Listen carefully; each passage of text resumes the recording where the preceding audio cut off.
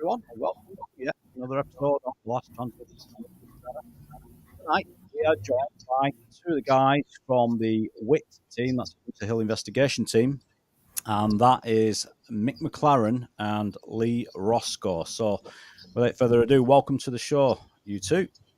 Thanks very much, Chris. Very honoured. No, you're welcome. It's great to have you guys on. Obviously, we've been out on various investigations and sky watches together in the last couple of years. We frequent the same sort of haunts, if you like, not the local pubs, sadly. But there's a lot going on. It's a strange one, really, because I hadn't really thought about it that much until probably the last couple of years. That I think with me working with Paul for quite a few years, on and off. It's funny. It's weird how you forget what's on your doorstep, because we've got somewhere like we've got Winter Hill, and now you guys are investigating the Wigan Flashes, which is just down the road as well. So it's great to get you two on. And despite us being out there together and chatting about various things, I've never really asked you guys how did you get in. I'll start with you, Mick. How did you even get into this?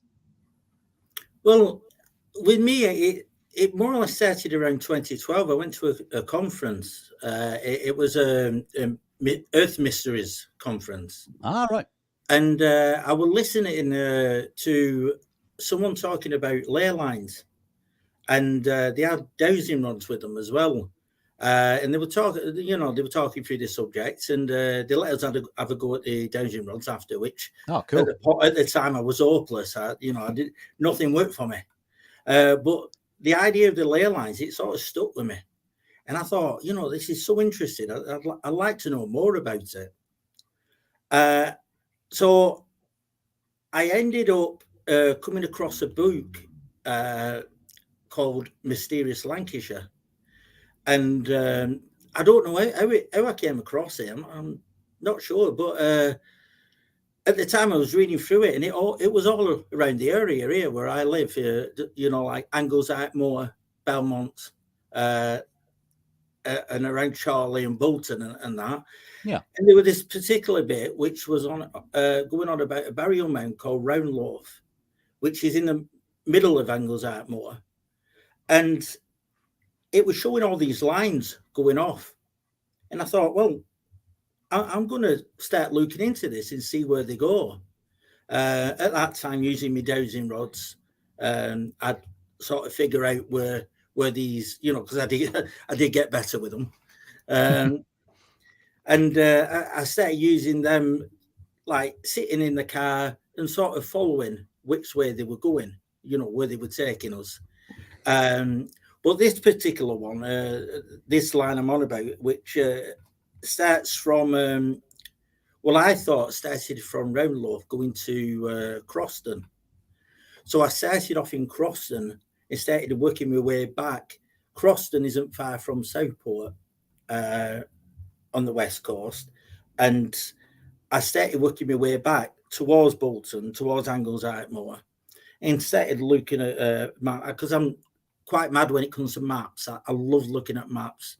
You give me a map and I'll just look at it all day, and just find I like putting the old maps to the new maps and looking what were there before they were built on.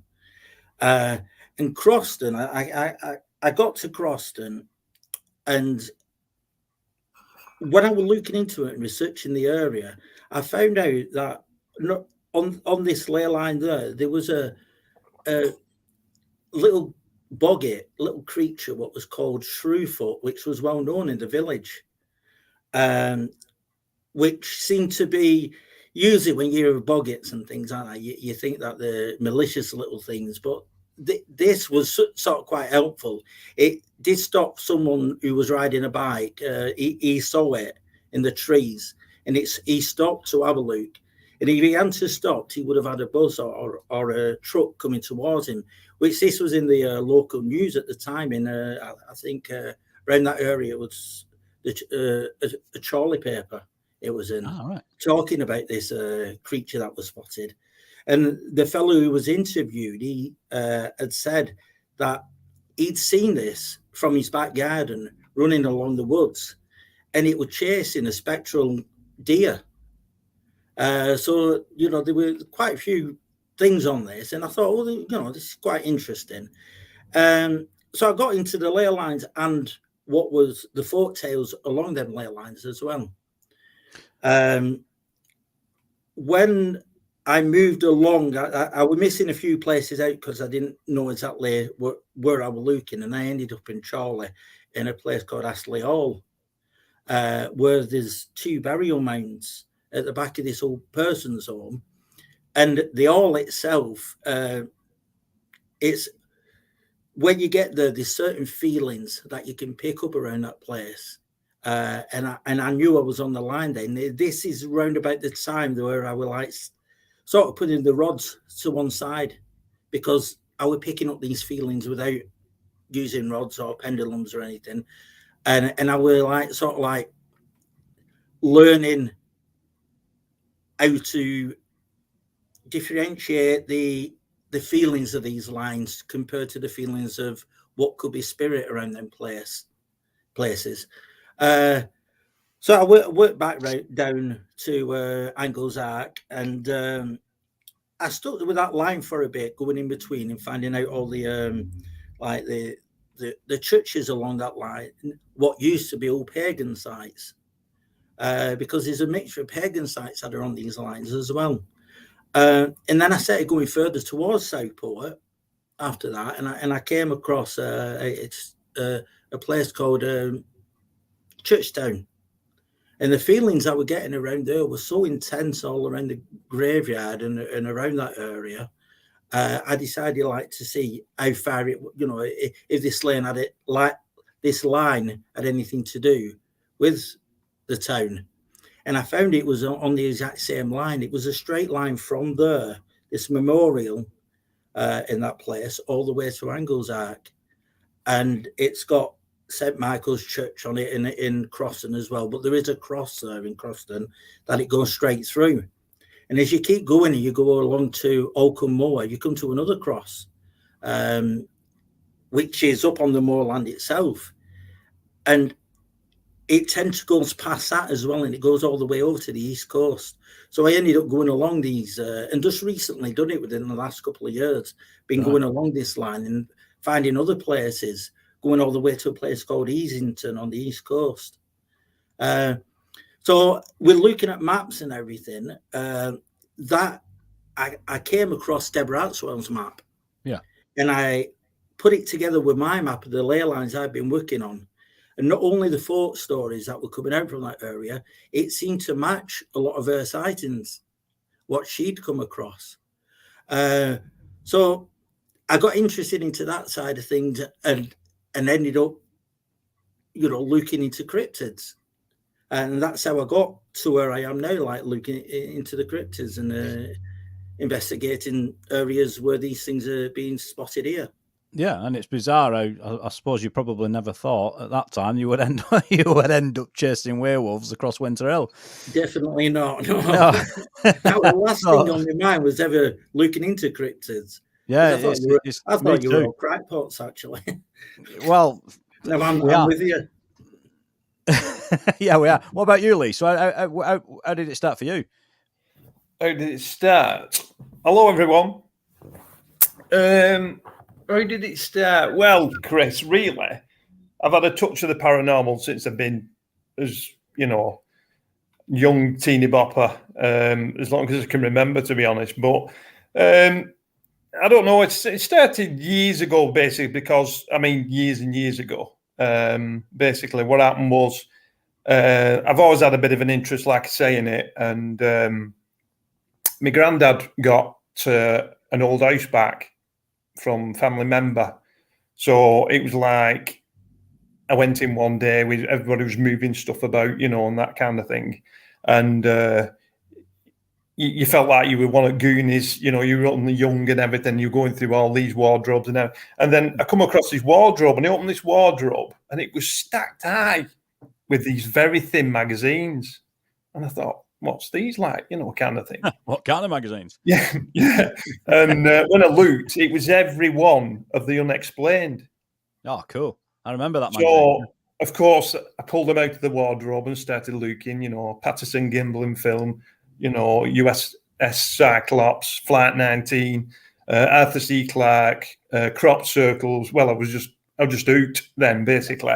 So I just started looking into it more and more then, and then just kind of kept it there to one side as I've been growing up, and just looking more and more into it. And then, of course, you've got YouTube and stuff like that, and it just got more and more real. And then it just come to a certain stage a couple of years ago where I thought, blow it, I'm just going to have a proper, really good try to see if there is something, because I'll never forget that my dad is the most skeptical person you'll ever meet.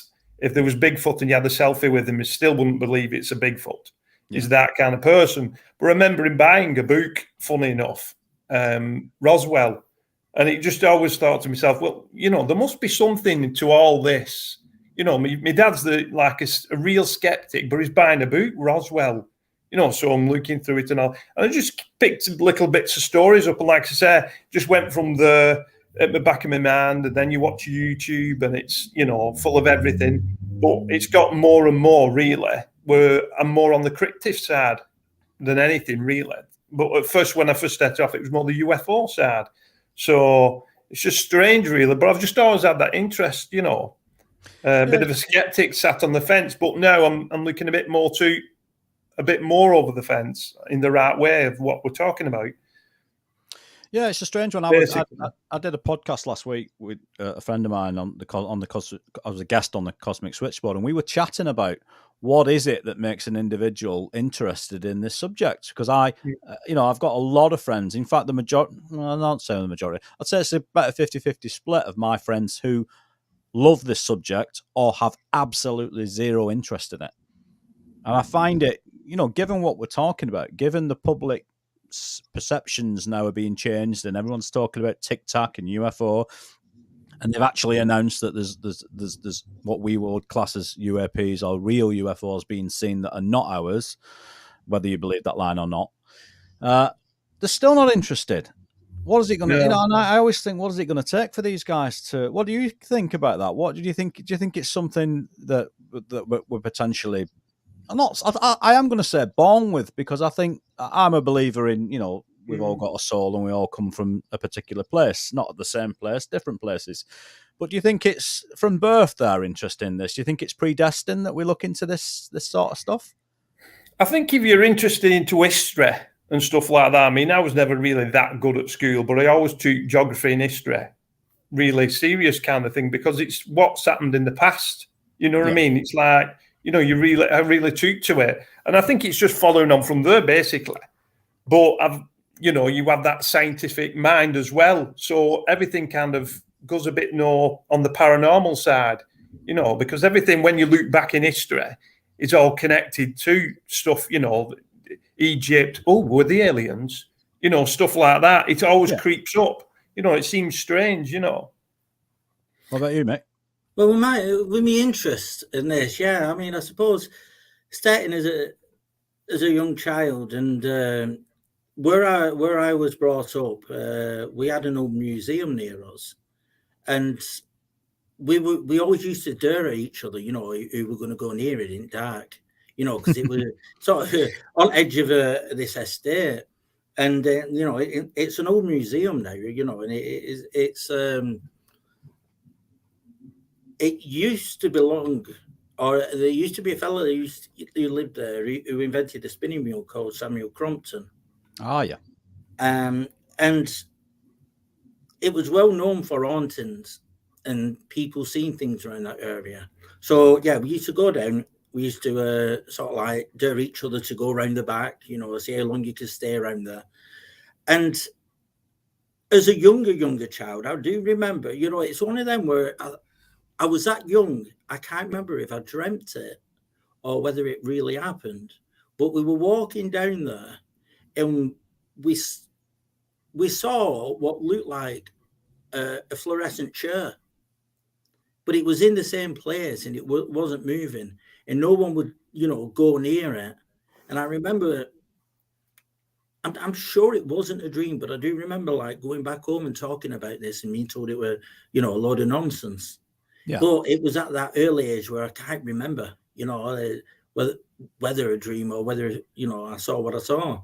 But with different things happening to me through my life, you know, like the house we lived in, there was a lot of activity in that. So that's another spark of the interest as well. You know, so I think, yeah, so some people, I don't know, are born skeptical where they won't believe a thing, and then others, I think it's having experiences as well when you're a child. Yeah, for sure. Yeah. To know, you know, there is something else to it.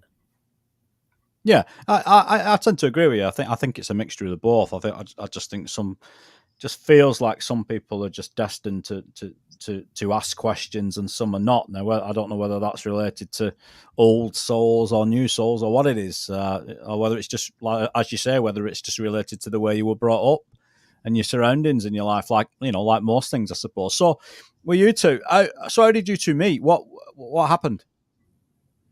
Well, both parts of BBR, and I had been asked to go over and look at an area in Wigan by Deb, and I think, I'm not sure if she'd asked Lee to go along, or did we speak before? I can't remember. Did we speak before about it? Or well, what I got, the way I got into it was, I do live part-time at a caravan in Lake District. And what happened was, I came across these tree structures. And I thought, and I'm like looking into it. And, you know, you've read all the stories, you've watched YouTube, like I said. And then I just looked on the internet, and it just come up Deb Atwell. So I sent the pictures to Deb. She got in touch with me, and she said, Mick, you know, and Carol Ann, you know, they'd love for thing. And it just went from there, really. I think we spoke on phone once or twice. And then Deb Atwell said, we met in Mick's going down. Mick's going down to Hindley. And I said, oh, right. And he said, what? I said, well, you know, they found this venison, we meet on it, which is quite strange. But it's quite funny, actually, what happened that, because I don't know, it was really weird because it was the same day. But what happened is I met Mick, and then I came home, and then, you know, when you have a group of friends on WhatsApp, one of them pinged up, what's this Bigfoot in AR? And I thought, well, nobody knows I've met Mick, or you know what I mean? They know nothing. And it ended up somebody had seen somebody in the AR, two people. And it was actually on the radio, and I tried to find it on the radio, but for some reason I couldn't find the replay on the radio. But that was on the same day. And I'm always one of them people, Chris, where I believe that if somebody crosses your path, it's for a reason.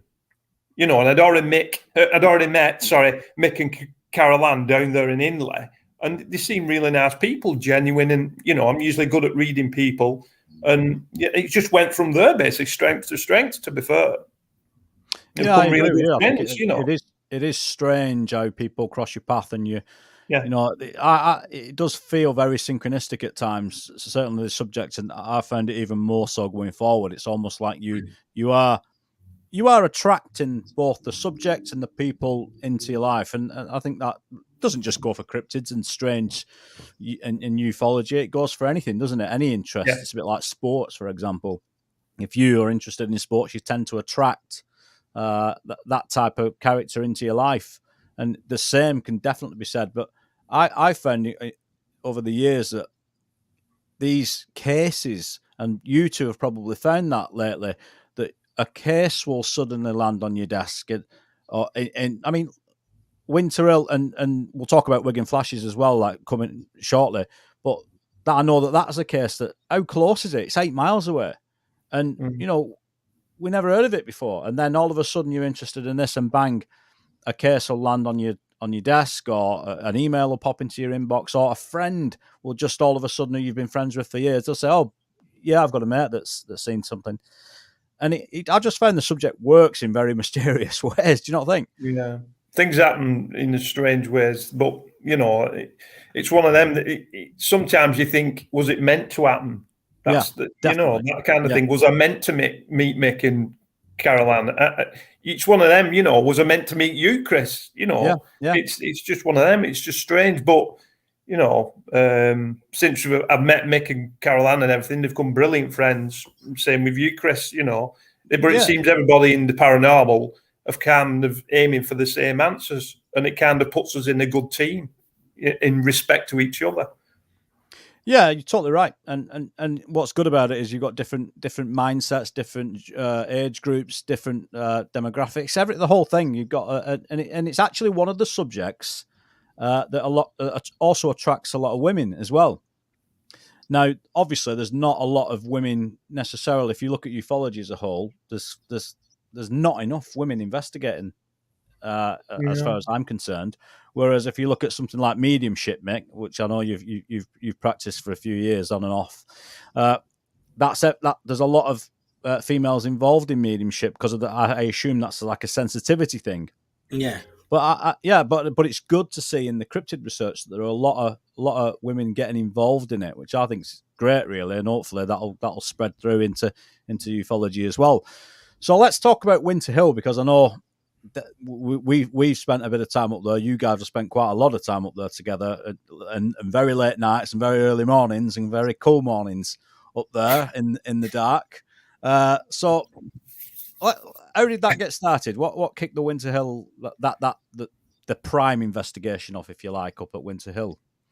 Well, again, it was Deborah Hartswell had asked me to go and interview a witness. Because he'd gone up there with a friend and they'd been poaching, or they'd been shooting rabbits, and they'd actually come across a body of a sheep that had just been what seemed to have its chest ripped open, and it was still steaming. It was late October. So it was a really drizzling night, and it was cold. So they could see the steam rising. So they knew, it was a fresh kill. Yeah.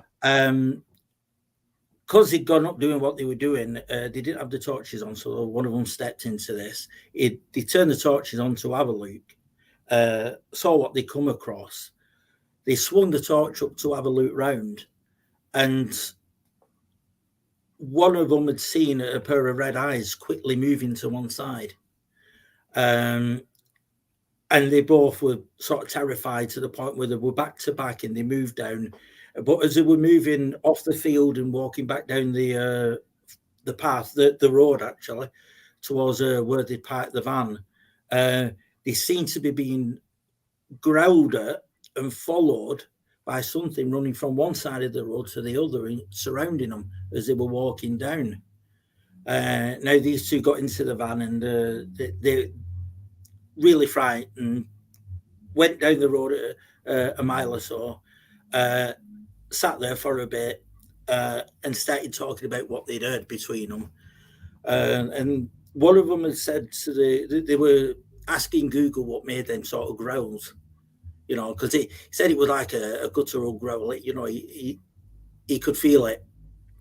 And as they were going through the growls with each animal, like the growl of a bear, because one of them had actually said it's a bear. It sounds like a bear. The other one said, there's no birds up here. But they got to a bit where they calmed down and were messing about. And one of them says the growl of a werewolf, into Google. And it came back and they said it was that exact sound that they'd heard. So as I'd interviewed them, we went up to the field and I had a look at what was left of this sheep, which after so many days, there were hardly anything there. But I did notice that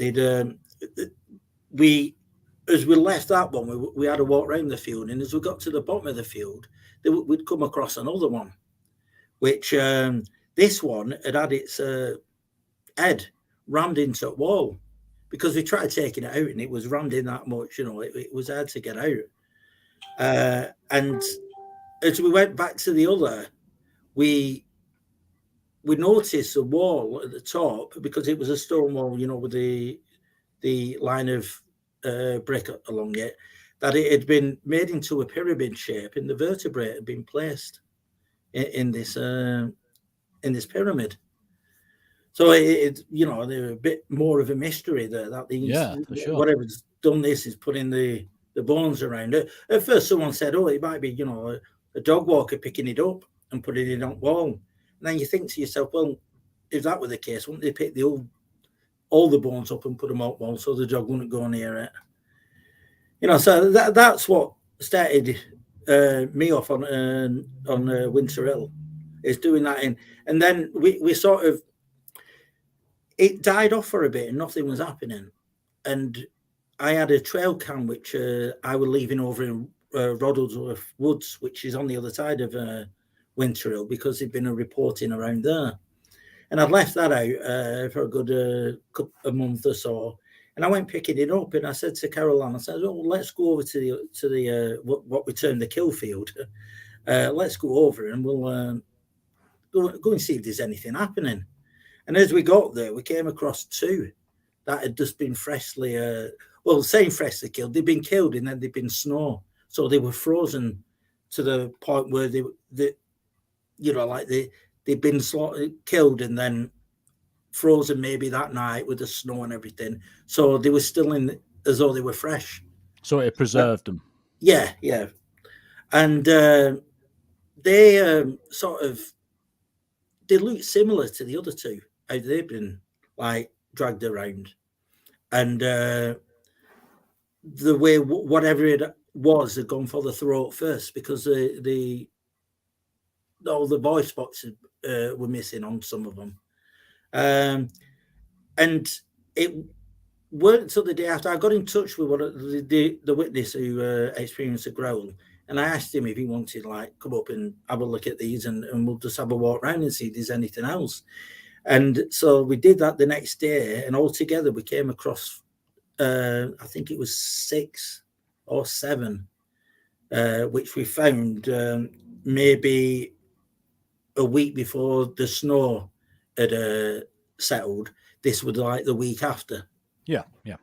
So and they were all in good condition for it. You know, like they'd not been predated on or anything. They was really sort of like ripped to shreds. So that's what it started. You did send me the image of one of the fresher ones, so I think I couldn't really show that one because it's pretty graphic, that one. Yeah. But most of them are like that. Yeah, but I mean they are legit, because I saw it. I've been there. I've seen it. So I know for a fact that definitely happened. So in regards to, like, obviously, what's the first question that you're asking yourselves? Because when I went up there, the first thing I was looking to answer is this a dog attack? So what did you tackle that first? Did you? Yeah, because at the time I was interviewing a witness who lived on a farm, and I showed them the photographs, and they said, "No, this is not a dog. I've never seen anything like this before." She'd been brought up on a sheep farm, so she knew what dog attacks were. Yeah. And I got in touch with, sorry, I can't remember his name, but he's an American fella who is into big cats. Yeah. He does a lot of, like in the wildlife, as well as like having them in a zoo and that. And he I showed him the pictures, and I showed him a jaw as well as the witness. I showed him this jaw that had got a teeth mark in it. And they both came back and said, "No, it's not a dog. No, it's not a big cat." And same with the sheep. It's not a big cat that had killed the sheep. So like I've been out there and I've asked all these questions and just got nothing back, really. Yeah, I didn't think personally. I didn't think they looked like dog attacks personally. Because they were too clean. Oh yeah, the dogs make a real mess, don't they? And as you say, that like you've done totally the right thing.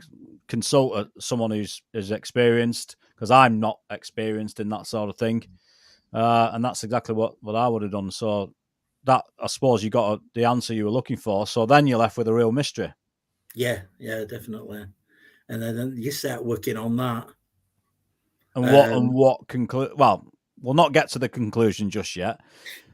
But there were altogether, how many were there over a course of it? What were it, about 3 months?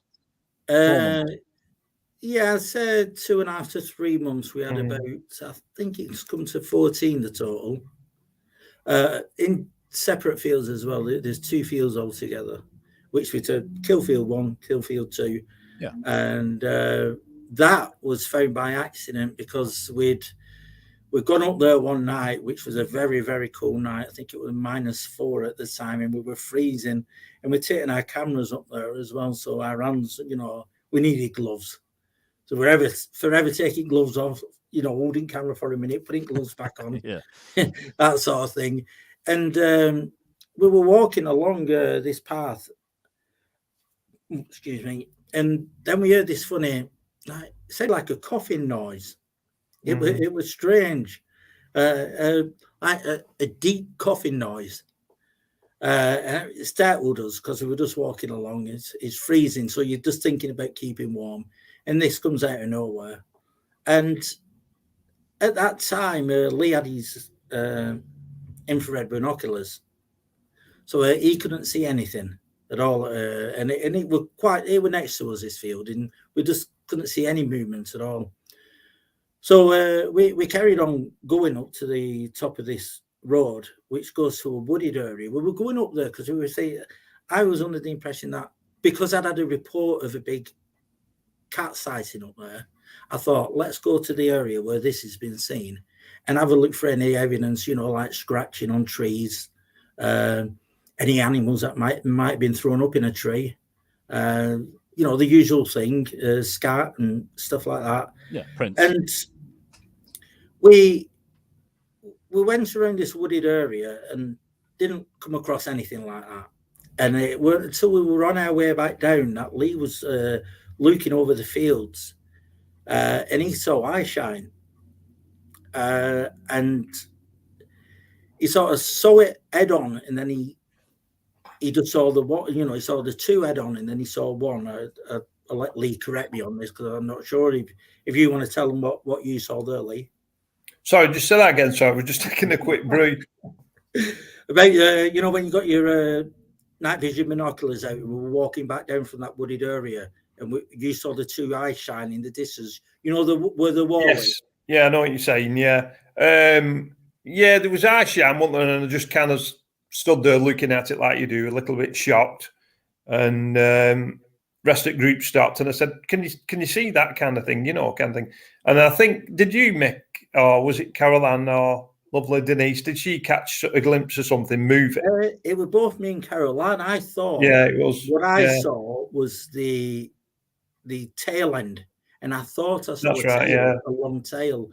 Now Caroline thought she saw the front bit with the ears, but we couldn't make it out. It was that far away, and at that time, because we only just more or less started doing what we were doing up there. Yeah, we didn't have really good quality torches with us.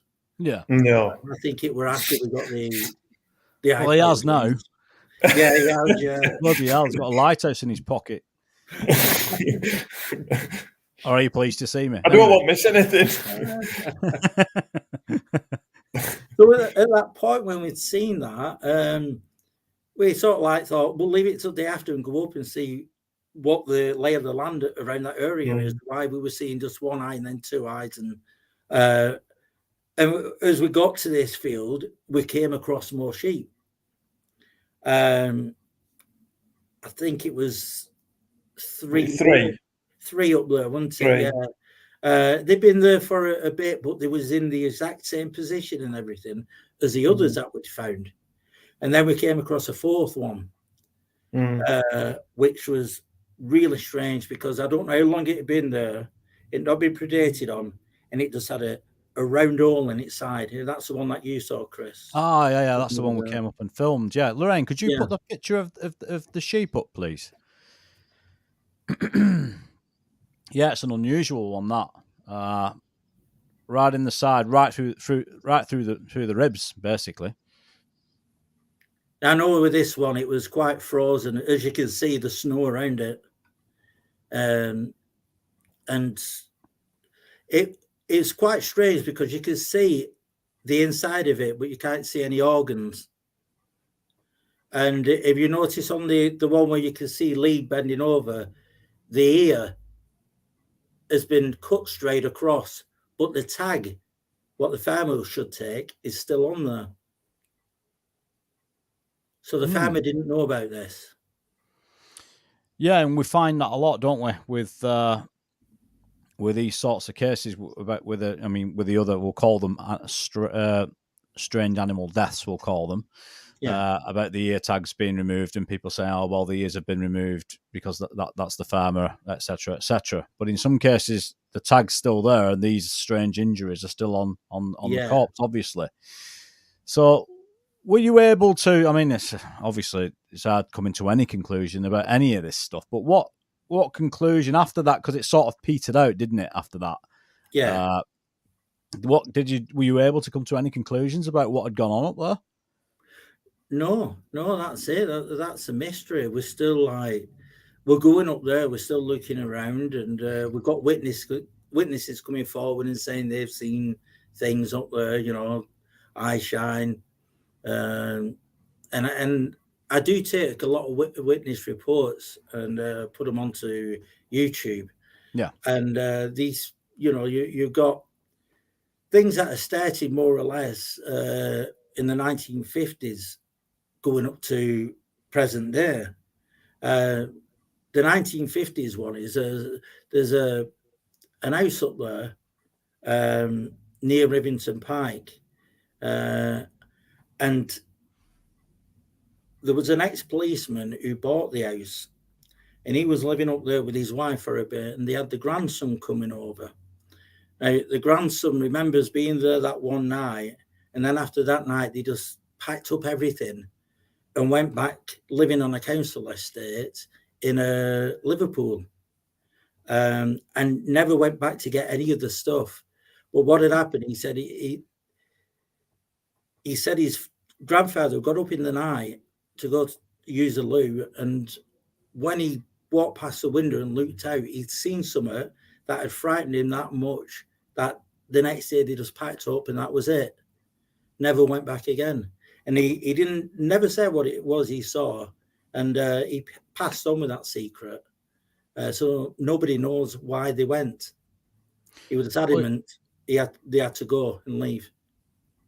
It has to be something quite terrifying for them to up and leave, because it's a beautiful location to own a house, isn't it? That house, the views are all across, for miles and miles. It's quite a semi-remote area, beautiful views, lovely walks, and it's a big place. The property's a big house as well.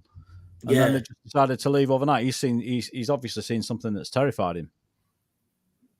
So I mean, a no-nonsense policeman, ex-policeman. Yeah, so he's not like he's not experienced in that sort of stuff. Not obviously not weird stuff, but he's seen enough trouble in his life, I would imagine, to not be spooked by something normal, shall we say? Yeah, so that is unusual. But so, in regards to what you two saw, what do you think that night when you saw the eye shine? Do you think you perhaps saw what the two witnesses who said they saw this bear, or what they described as sounding like a bear, or do you think it was a big cat, or are you not sure? Well, saying that, apart from that one, which to me looked like a cat at the time, and at the time, what was running through my mind was, did I see it or didn't I? Because it was that far away. Was it a shadow that made it look like that? Or is there something more up there and I'm seeing something that this thing or whatever it is up there wants us to see? Yeah. Because when we've been at the quarry, and again, Lee with his binoculars has seen eye shine at the top of this quarry, which is about, there's a 20-foot drop on the other side. And I will let Lee tell this one from the set when he saw it, if you don't mind, Lee. Oh, thanks very much. Right. Well, basically, I think it was a Saturday night, wasn't it? It was. All four of us went up, but just before we call it the kill fields now, because obviously, you've got 14 sheep killed. It's the kill fields. And the four of us, and before we went in and stepped foot into the field, Caroline and Denise said, we're going to see something tonight. I'm like, right, okay, yeah. And we both, you know, me and Mick cottoned onto it kind of thing. And then we were just looking about, and then we were looking round, obviously, where the actual sheep had been killed previously. But like Mick said, it's gone very, very quiet. But there again, the weather's changed, so it might have something to do with it. Yeah. So basically, we did kind of been round there, looking round, scouting round, found nothing. Started climbing up out of the quarry. And then we were going to go, it kind of goes up the quarry, flat, and then it goes up a hill. So we started to climb the hill. Now, it was only 10 minutes since we'd been there. And then I murder me, if you ask any of these three, they'll kind of shout me and I'm looking backwards, because I'm a big believer in, if something's watching you, it's going to come up from behind you, you know, or either side. So I'm always turning round. If you look at enemy videos, you'll see me turning round. And that's when I saw it. And I'm stood there, and I had my night vision binoculars then, didn't I, Mick? Yeah, you did, yeah. Yeah, and that's how I spotted it. And it was just there, just kind of panning across, just where we'd been. Bit of a kind of small grass verge in front of it. And then I saw one eye. But it looked like, at first glance, the size of a golf ball. And I thought, but in your head, you're thinking it, but you don't stop your movement. So I kept going, and then it hit me. So I went back, and when I went back, there was two. So I stood there, and I'm going, what's going on, kind of thing. And these three were still facing the other way. So I was just about to say to Mick, spin round. Well, then I'd already, because it was strange, I'd already set off, more or less, not running, but a fast pace, but not straight at it, coming from the other side, you know, going to the side of it. So I weren't hopefully going to scare it. So I was kind of shooting off like a D shape, coming into the actual where I'd seen the target. So that's all I said to Mick was, Mick, just put your torch up, and I shot off. And then something told me, before I got to the quarry, something was telling me in my head, it's not going to be there. And what, of course, got there, very calm night. You could hear a pin drop, more or less. And it wasn't there. So Mick had obviously seen it, but I didn't know then at the time. So when Mick came catching me up, and I said, Mick, what did you see? And he said, well, I saw something turn like and dark fur and go away. I said, well, where is it?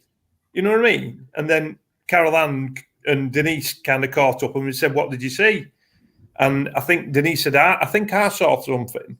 But I don't think Cooch did she? Remember right? She didn't see anything, no. Yeah. So we were just stood there and we were like scratching our egg. And you know, Chris, because with a quarry, if anything, a sheep or anything dropped down the other side, you'd hear the stone. Yeah. Plus, as well, the time it would have took me to get to the actual top of the edge of the quarry, it would have dropped down. We've been up there umpteen times. We know what a sheep act like. And it was fenced off as well, because obviously it was going down to the quarry, the big quarry. Yeah. At Armstrong's.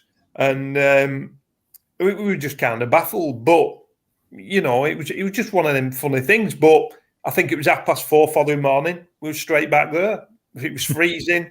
And, you know, there was just nothing.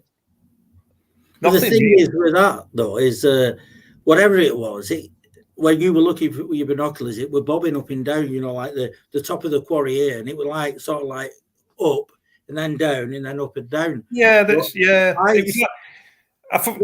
sorry. It's just no. I saw the eyes, and like I said, but when I'd shouted Mick and he'd turned round, I had forgot about that, to be honest. It was like, but it kind of turned into a cloud, and it was bobbing up and down with no legs. It was weird. It was like a strange. I don't know. I can't put my finger on it. You know, something obviously paranormal, supernatural. I don't know. I can't work it out. But you're always questioning yourself after what could it have been. And everybody keeps saying it's a sheep. But we know the way they act. But it's all right us saying it and doing it on video. You had to be there to kind of get the gist of things, like always, you know. The thing, when I saw it, it sort of like moved to one side. So I thought it was moving a certain way to get away. And I saw this, it was like really dark, coarse hair. You know, I know it wasn't a deer because you can see with a deer, it's nice and smooth. This was coarse and, you know, it looks as though it's just unkept. But as I got to the top of the quarry, I thought, because it was such a still night, you would have heard all the shale and everything dropping off as it were going down, or even if it were going the opposite way. We even picked a rock up and threw it down to hear it, didn't we? Yeah, because the sound travels right across there, doesn't it? Especially in the dead of night and early morning. I mean, often, obviously, it's windy, but on those cold, still nights, the sound just travels right across, doesn't it? Right across the moorland there. Yeah. But you have to ask yourself, Chris, what comes up from behind you at the peak of a quarry with just two eyes? I don't know of any animal. A sheep wouldn't do that. No, it's not. It's not sheep. Sheep wouldn't do that. And I mean, tactically, like as you say, it's a deer running. You'd hear it thumping along the floor. There was just nothing. It was strange again. But Winter Hill does have an history of cat sightings up there as well. Mick? Did you say to me the other day that you'd taken a cat sighting up there just recently? We went up there talking to someone about it, but on Sunday. Yeah. But I'm still looking into that. I don't want to give much away on that one yet. No, that's all right. No, it's no worries. I'll try to do a little bit of a video, Chris, because I did a bit of camera footage, so I'll just try and do a little bit of an update on it without Mick going into too much detail. Yeah, and for everybody watching, you two have both got YouTube channels. So Lee Roscoe, if you go to YouTube and search for Lee Roscoe, you'll find Lee, and if you search for Mick Mclaren as well, likewise, you'll find them on YouTube. And is there a Winter Hill channel, Mick, or not? Is it just Mick Mclaren? It's just under Mick Mclaren. It's just under Mick Mclaren, and you can find the Rivington Beast. Yeah. The Rivington Beast. You can find all the previous investigations, and certainly you can see Mick and Lee investigating, and Carol Ann and Denise investigating those sheep killings up there from, is it the year before last? Is it? It was in 2021, I think. Right, beginning of the year, it. Yeah. October was it? October 2019. It started, yeah. Yeah, because I remember it was bloody freezing up there, wasn't it? It was just it's a cold, bleak place, isn't it, Winter Hill? And also, we should probably add, for those that probably you guys that watch this channel, and if you follow Mick and Lee, you're probably familiar with Winter Hill, but it wouldn't, as Lee, you were describing there, something supernatural possibly that you saw on that hill, on the crest of that hill. And Winter Hill has an abundance of strange sightings up there. So tell us, Mick, tell us some more about some of the things you investigated up there. Well, it's because you've investigated something I'd never heard of. You've investigated a headless horseman case, haven't you? Headless horseman, yeah. I mean, that is bizarre. And this is from someone who actually lives in Norwich, so they don't live. They've lived there all their life. And this particular field where she saw it, she was as a child with a friend when this happened. She's told countless people this story, and she always gets a bad comeback with it. But I've heard this story before from others who have talked about it as a legend in a way, and it's this headless horseman who runs across near to Rivington Pike and around that area. Now, she was down at the bottom of Rivington Pike, a road called George's Lane, which is sort of like at the bottom of Winter Hill, or it's just, it's at the bottom of Winter Hill, really. And she was in the field. A friend lived in the house where the field was next to, and there were some horses in this field. And she said she experienced it where she could see a friend, but she felt as though she were in some sort of bubble. And she saw this she calls it it's known as the Headless Horseman, but she says that the reason it's called that is because when she saw it, there was just mist always swirling around it, and you couldn't see its head. You could just see the, neck downwards. Right. And she said it were wearing almost like Anglo-Saxon clothing. It was, and it sort of like reared up, like you would imagine the Headless Horseman doing.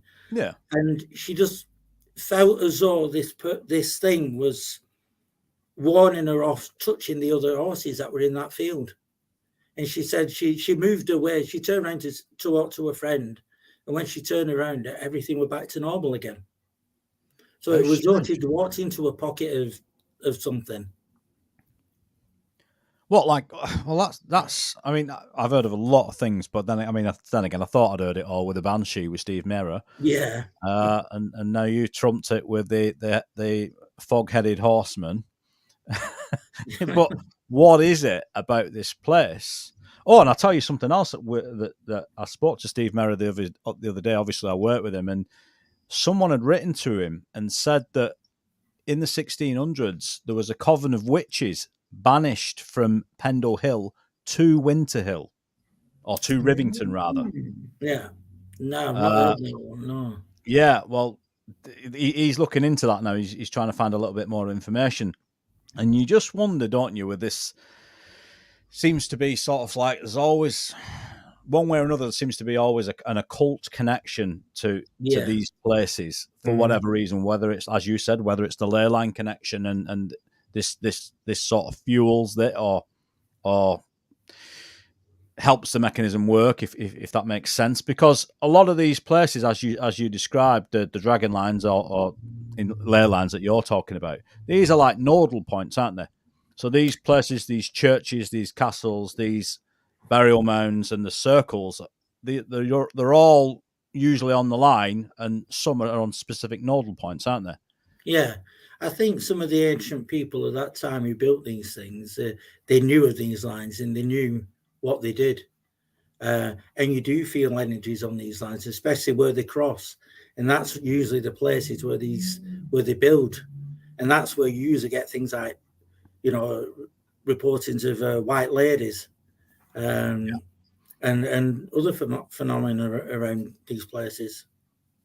Yeah, so everybody watching, you guys are probably wondering where Paul Sinclair is, and Paul's trying his best he's out on an investigation at the moment, so he's trying his best to get with us if he can. So just bear with us. If he makes it, that'd be great. If he doesn't, then I'm sure we'll get him on as co-host on the next show, perhaps. So Winter Hill, obviously, I know very recently there's been you've both looked into some UFO cases up there, haven't you? Yeah, I've had a few people coming forward with their experiences. Started with the one near, seeing that we're going on about Steve and his things, where he had the Murphy incident. Yes, that's right. And not far from there was something that had, like a metallic object that was just moving along the road.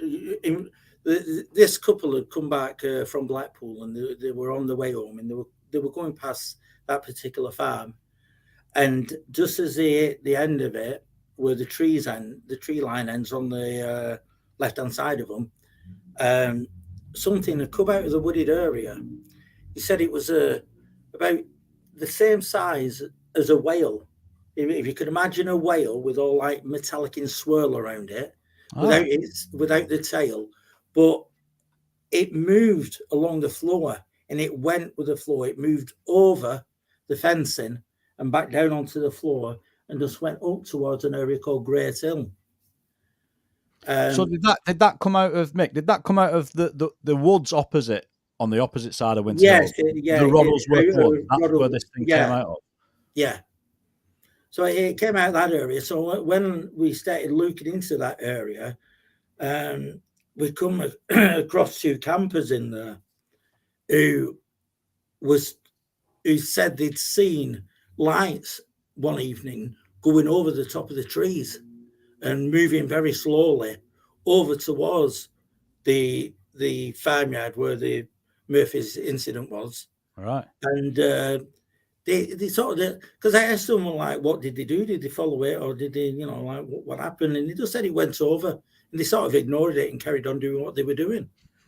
I know what I would have done. Yeah, this is it, isn't it? And at that point as well, where this house is, I had a woman going past who I interviewed who said she was going along the road and she saw a large black dog at the side of the road, and it sort of like steps out in front. And at first she thought she'd hit it. The only way you can explain this is it's like a phantom dog. Yeah. You know, she'd sort of gone in and she thought she'd hit it. It disappeared. They got out of the car. They had a good look round. And it were another reason why I was looking in that area as well when we came across these campers.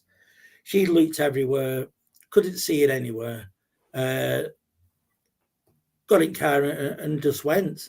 But she said it was so scary because it was like it was like a Doberman, but twice as big.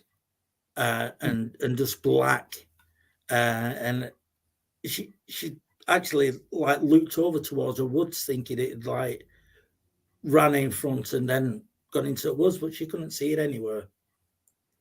So they around that area, it's quite strange with different things. And yeah, with the other UFO incidents, it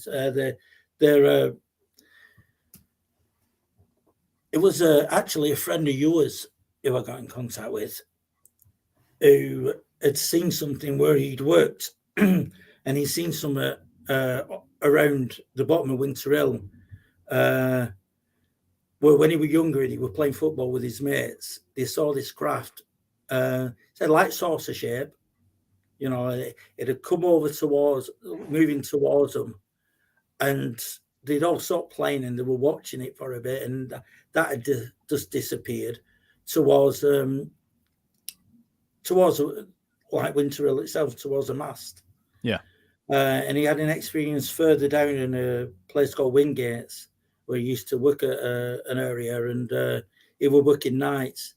And he said this light had come out of nowhere and sort of like shot past them. And quite a few of them who witnessed it at the time. I think he said there were about 4 or 5 of them who witnessed this thing going across. So, you know, I get quite a few from that area. And then they got me onto one which was in Colne, which this fella, when he we're talking about this sighting from Wingates, this lad, and he said, he told me another story of when he went to a place in Burnley, because he was delivering windows, and he went to this place, and he said he was looking at this photo that was over the door, and next minute a fella comes behind me and says, "Oh, you know, that's interesting, that you know what it is?" And he said, "No, I've not got a clue. Can you explain like what it is?" He says it's a picture of a UFO I took. He says, I was on my way home going through Colne, and he said we pulled over because we saw this strange light. And he says, as he got out of the car and he looked, it was coming closer. So he does a lot of amateur photography. So he got his camera at that time. I think it was 2012 this, and he got his camera, and it's coming over, and he said it's over top of him. So he lifts his camera up and he takes 2 shots of it as it just speds straight up and just disappears. Lorraine, could you put that picture up for us, please? Sorry, mate. Can you put that picture up, Lorraine, please, of the UFO? So this actually got into the newspaper as well over in that area. Oh, did it? Yeah. So just describe what's gone on there, mate. So the one that's nearer, the larger one, is just as he's getting his camera out and facing up, he takes that shot, and then again he takes a shot, and that's the second one that's there. So you can see how fast it's moving from that to that. And he's got I think it's a wind up camera. So he's quickly, you know, just press button, wind, press button, and he got these 2 photos before it disappeared. Yeah, I mean it's a great shot, actually. You know, I mean, it doesn't look it there, but because we should tell people. Obviously, it looks a bit ropey there, the image, but that is actually a photocopy, isn't it, of the original the image? photocopies of the actual photos. Just you can take that off now, love, please. So next, well, I want to get on to we'll talk about Benton shortly, but I just want to ask you, like, you when I watch you two out and about in your investigations, you do seem to be, as I was saying earlier, I'm not that sensitive, and I don't. I'm missing a trick there somewhere along the line. I don't really utilize my feelings at all. Maybe because I'm carrying kit with me, and I know you guys carry a lot of kit as well, but I'm so focused probably on the tech and the kit and the cameras and the thermal and maybe I'm just too focused on that, and I'm not actually listening to what my body, if you like, or my brain, even my mind, what my mind's telling me. So talk about how do you utilize that side of this sort of investigation, if you like, this sort of technique that a lot of people do listen to what the body's telling them, don't they? I've never been able to do it, and it's probably something I should work on. Can you talk about a little bit about that? Yeah, when I sort of like when we're in an area, and you can be in a certain area and nothing's happening, and then you can go up the night after, and for some reason you'll get certain feelings. That myself is when I tend to know if something's going to happen or not, if we're up and around, and I'll say, like, let's go this way, let's go that way, and not big things happening, but like you tend to, how does it manifest, Mick? What does it feel like? Is it a very subtle thing, or have you just got used to just sort of listening to it? It starts off with a clicking in my left ear, and then it'll go into what's termed as tinnitus, and It's sort of like that. And sometimes it'll throb, and then it's feelings in the body. Like there's a drunken dizziness. It's like hitting a ley line. I can walk right into it, and all of a sudden the clicking, sometimes the whistling in my ear, and a drunkenness feeling coming over me. The longer I stay within the lines, the more intense it gets. I do sometimes get up in the morning after we've been somewhere and this has happened with a sort of like hangover. But when it comes to spirit, it's a different feeling altogether. If I'm picking up on something that's an entity around or a spirit around, it's more of a it's sort of like the same drunkenness, but it's almost like a nice feeling. It's like you go into a really relaxed state.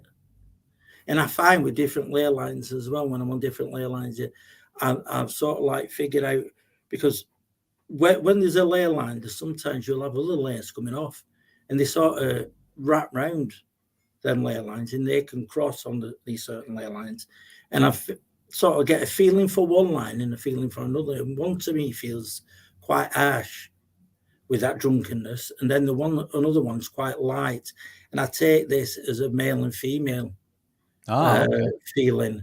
So that's how I sort of work. If it's a nice feeling, then like a nice intense, not an intense, but an intense but nice feeling, I know it's female.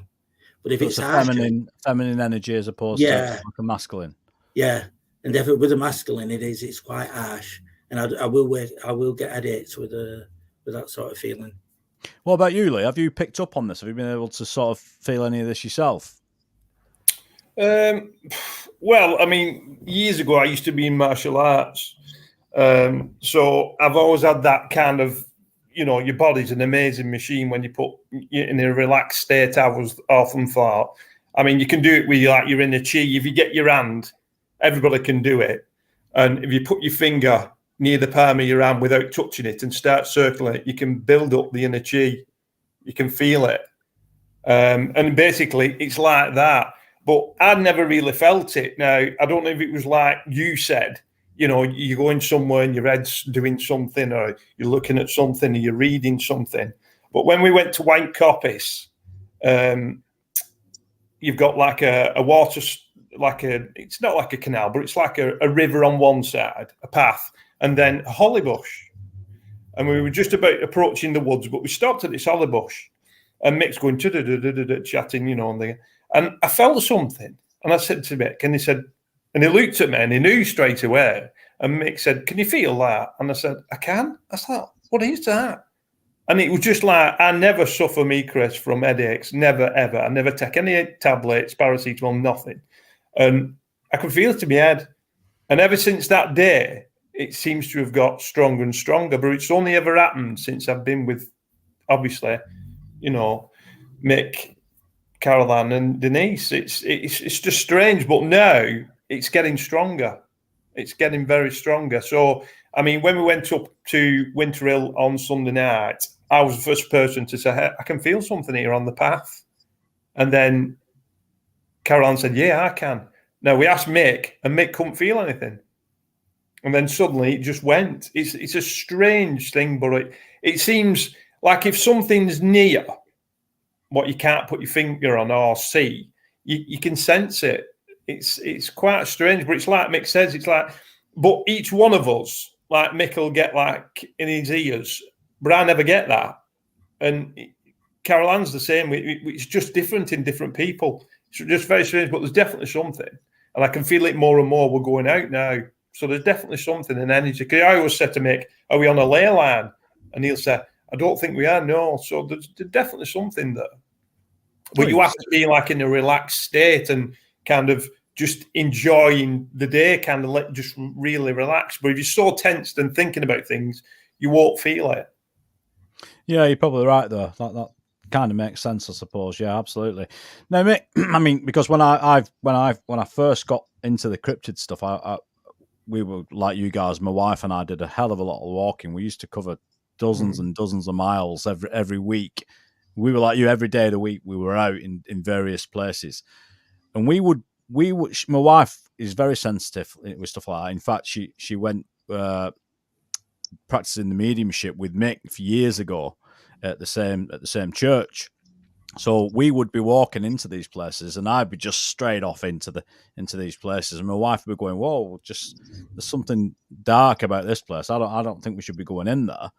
And I couldn't feel a thing. I'm just, and I think it's like that. I think maybe I should spend a bit more time to perhaps try and develop that, or at least listen to the people that are sensitive, if you like, because my wife's experience of a location is completely different to mine. I can come away from someone and say, "Oh, that was a waste of time, wasn't it?" And my wife will go, "Well, no, because I thought a lot going on in that place." So I think you're right. And I think you're probably right in the sense that you've got a team of individuals there, all with their own sort of sensitivities, if you like, and different strengths and skills. And that's what makes it, that's how useful and good a team is, isn't it, together? Oh, it's a good tool to have. Yeah, for sure. Yeah. I'll tell you what, at this point, why don't we take a couple of questions? Here we go. There's a comment from Deb Singleton. Hi, Deb. And she's saying, "Mick, tell them about the ley line down Knott Lane in Leeds. What's that?" Well, we met up with Deb, and I'd been following a line around Kirkstone Abbey and around that area. This isn't far from there. And one day we met up with Debs and we decided to have a walk down this area and go and have a look round, because there was a lodge down there that used to be, I think can't remember the name of it now, but it was Alistair Crowley's lot who used to work in this lodge. Right. He used to do a bit of magic in there. And this, funnily enough, this is on a ley line, which they must have known about. We were walking down the road next to it, and the closer we got to it, we were all feeling as though we were actually drunk, as though we'd all had a few drinks. We got out of the car, we walked down this road, and as we were getting nearer to this lodge, the stronger the feeling.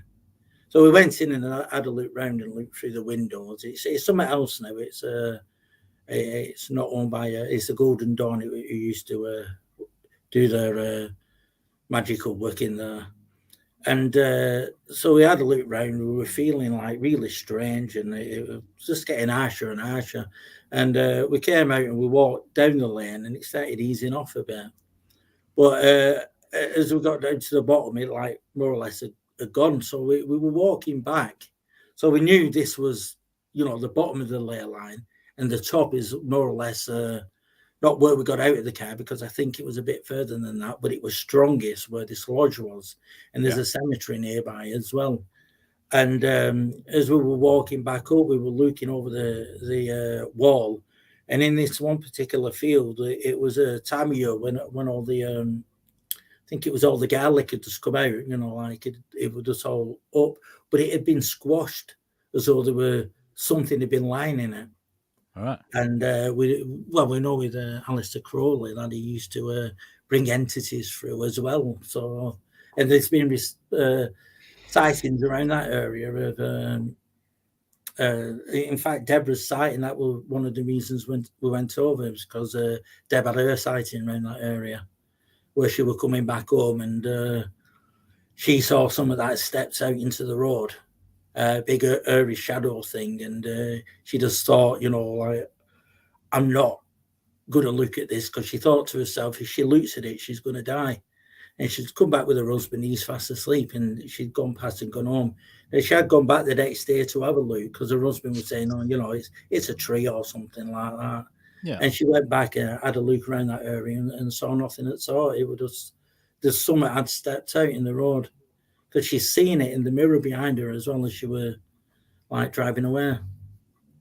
So it's an unusual area, that. But there again, if you ask Deb, she felt it before she saw it. Well, she felt it quite quite a long time before actually encountering it. Quite a few miles back. About 5 miles at that roundabout, I believe. Mm. Yeah, it's curious, isn't it? What makes people sensitive to this stuff that people have got this skill set. Sometimes, if you want to call it, sometimes it's a curse, isn't it? Depending how you look at it. Because I wonder that if we all had this ability, which we may have, and it just may need developing somewhat. But I wonder how much of this. How many of these places I would go into on my own, and these guys like Ben from 401 who does the wild camps, solo camps on his own on the moorlands on his own. I wonder if we were as sensitive as some of you guys are, whether we would actually be doing that. Probably not, actually, but because I don't think it's a good idea to do it on your own anyway. Frankly, no. So we've done Winter Hill there, but just down the road, literally like 5-6 miles. Is Wigan Flashes. So tell us about Wigan Flashes and the things you've been investigating there, because in my opinion, when you told me about this, you don't hear about these cases very often where a Bigfoot, or we'll call it a woodwhorse or a wildman or whatever you want to call it, is seen in conjunction with a UFO.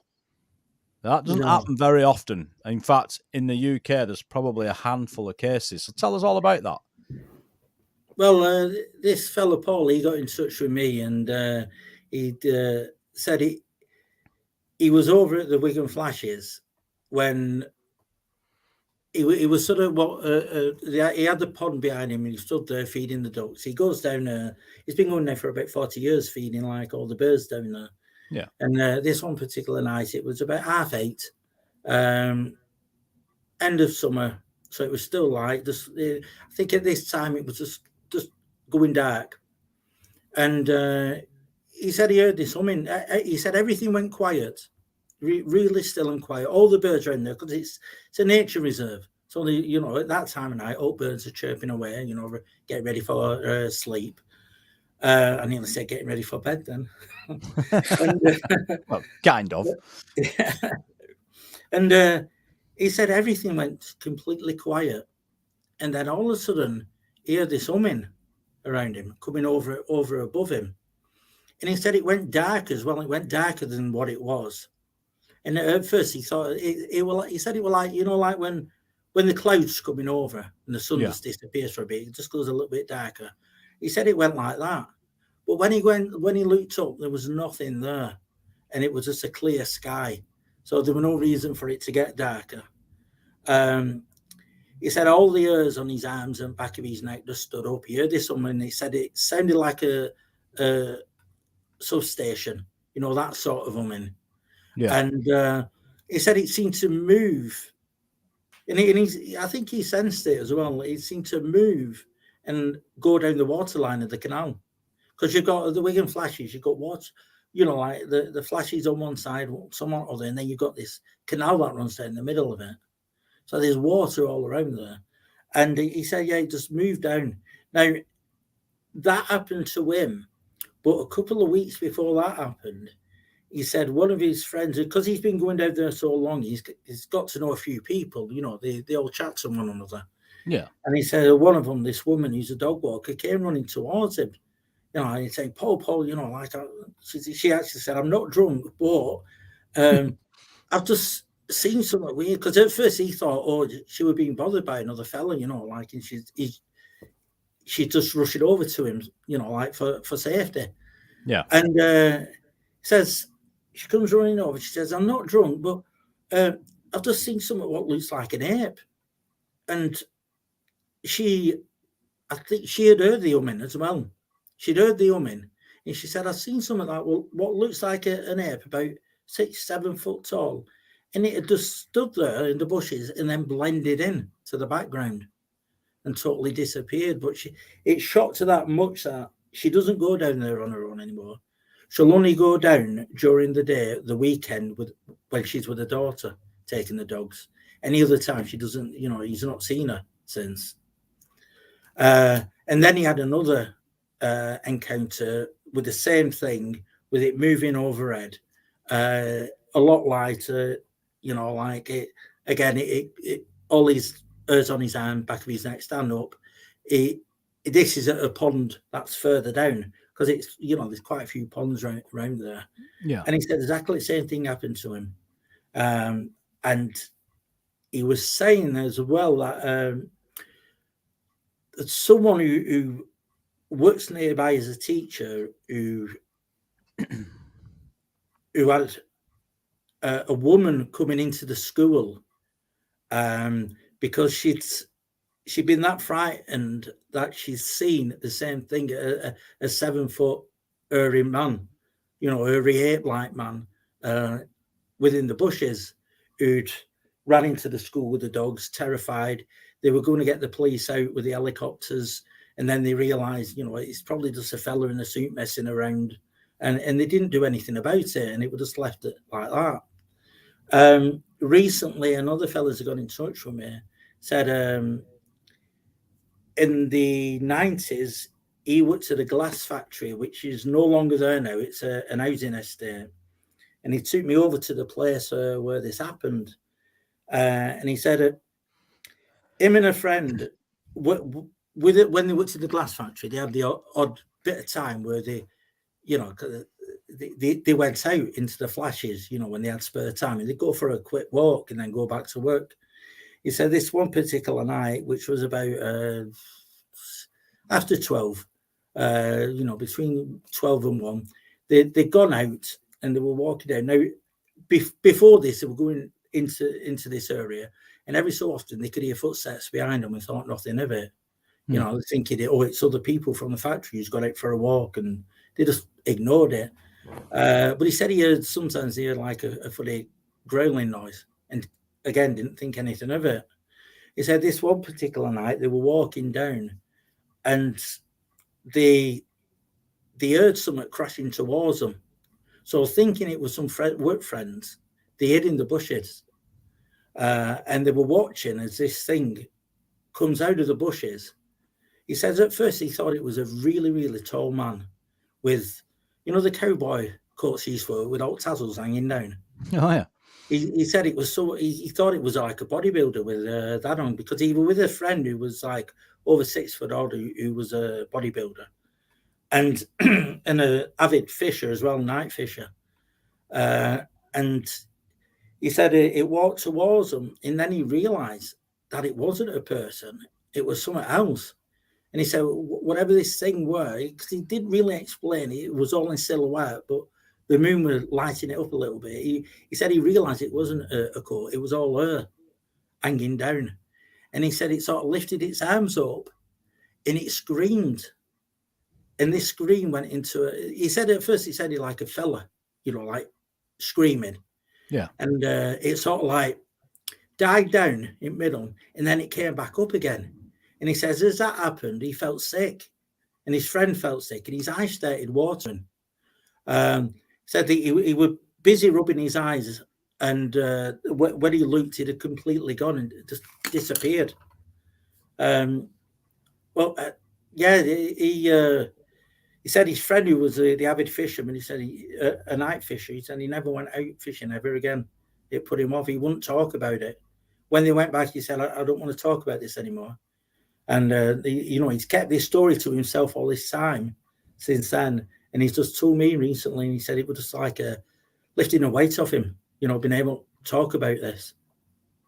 And that's why it's important. That's why it's important that you do what you do, you guys, because, I think it's one of the things that gets overlooked, isn't it? The witnesses in these, we all get, and I'm as guilty as everybody else, we all get caught up in the fascination of the account, don't we?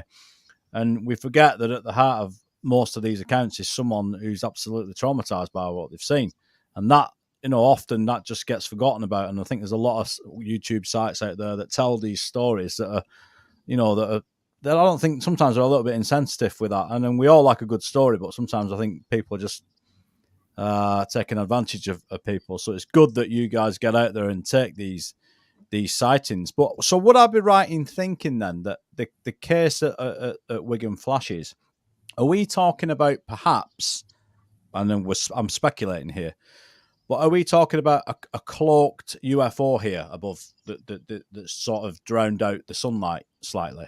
That's what I would think. Now, that was my first impression after hearing this. Yeah. What do you think, Lee?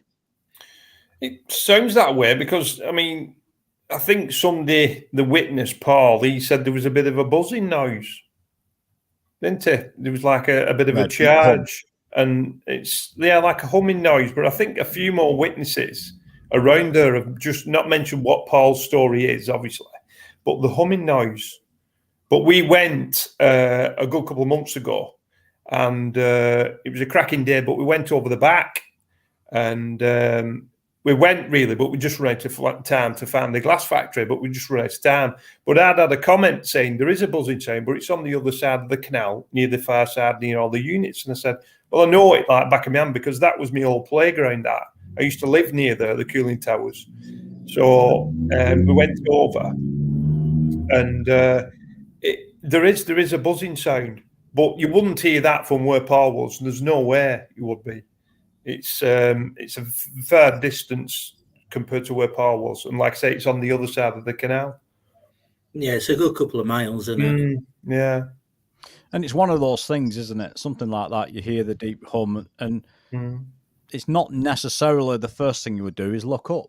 It's just some people are just not that way inclined. It's obviously the first thing we do, but if you're not into this sort of stuff, it can easily get missed. And just, as you say, it could be put down to, there's an industrial site, a couple of miles away or whatever. And people just brush a lot of this stuff off. Certainly it's like, the humming, the static charge in the air. It's surprising how many people just put that off down to natural, just being something natural, something in the air. I didn't even think anything about it. So I wonder, and you must be wondering now, places like the Wigan Flashes, how many more accounts, very similar to Winter Hill, how many more accounts are going to come out of there? Because with a little bit more probing, that is, from you guys. Because I suppose, have you put some have you done some laminated boards and stuck them up around there just to see if you can? I know you'll probably get hounded by pranksters, but sometimes you've got to do that, haven't you, just to get the sighting, really? Yeah, I did stick my card around there. Yeah, with all my details on. I got nothing back from that, but it was only on one board. That's around that area where all this was happening.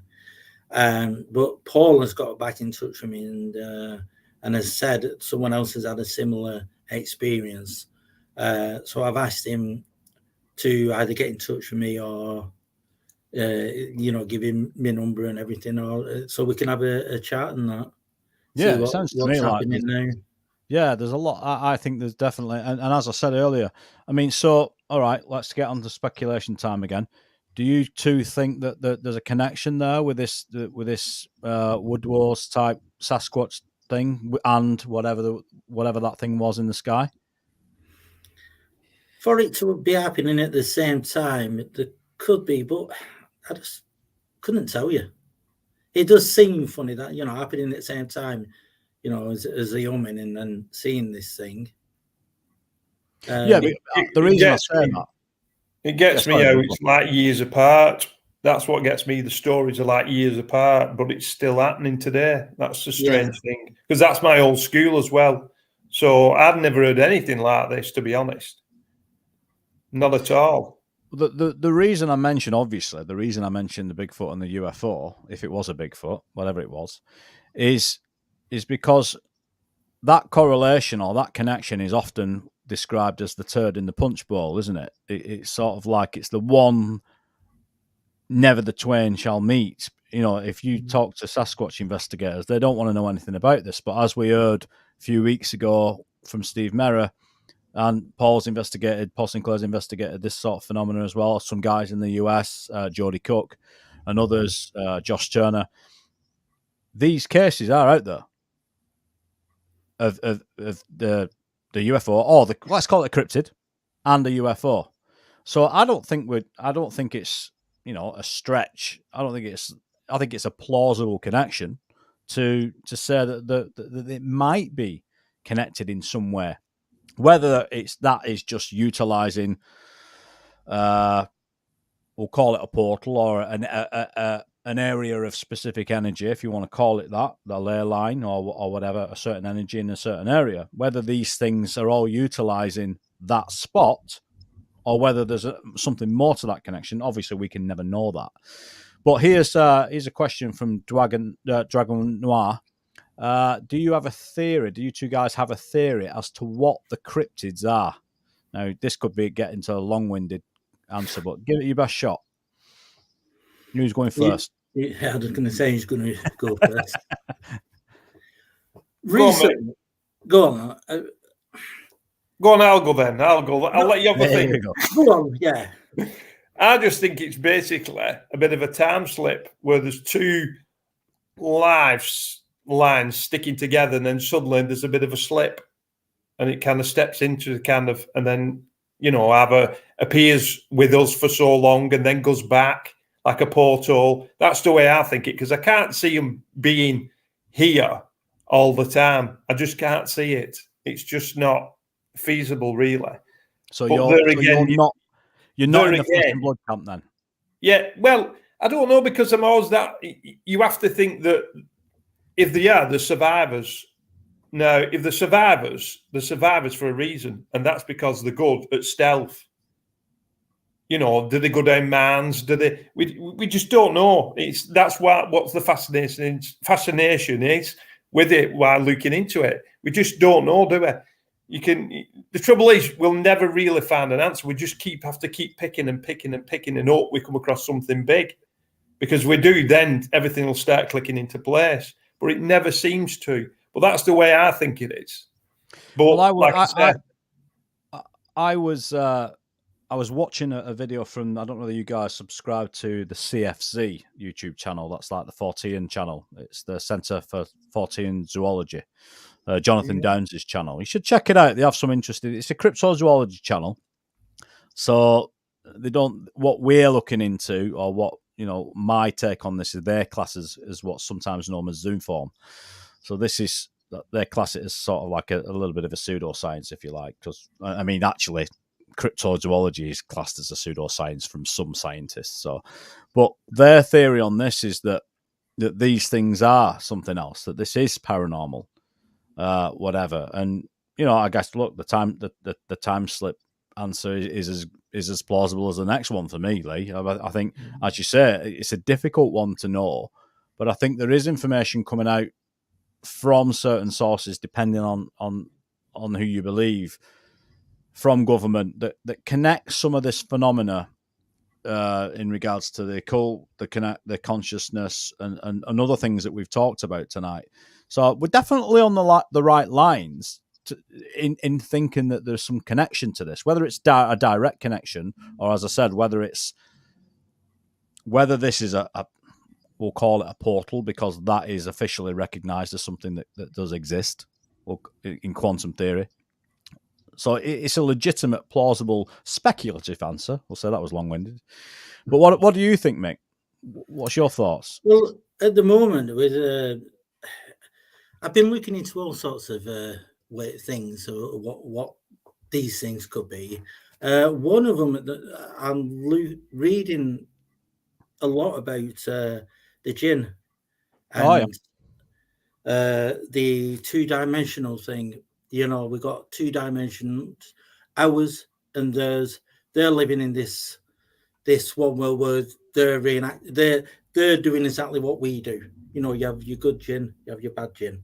Yeah. You know, I mean, before, I mean, we don't know what they were called. Well, I don't at the moment. I don't know what they were called before the jinn. You know, I mean, jinn is sort of like a bit of a Eastern term. Yes. But the thing is with that is, you look at E.T.'s Shadow Man. You know, when you look at the Greys, it's sometimes this is how the jinn have been said how they look. You know, like goblins, and the fae as well. Yeah, you know, like at one time it was a fair, and you know, I think it's a mindset of people and where they are at the time as well. You know, if you're someone who's heavily into the fair, you're going to see them as this. As someone who's a Muslim will see it as a dark, shadowy form of a goblin, what they know as a jinn to be. Some of them will look at it and say, yeah, these are the Greys or these are the reptilians. But like you say, we speculate on all this. We don't really know what they are, but we've just got different ideas of what they could be. But it could be, you know, where it is these other beings. Some are good, some are bad. Because there's a bit where I was reading about they have a class system, the jinn, and they go in this class within colour as well.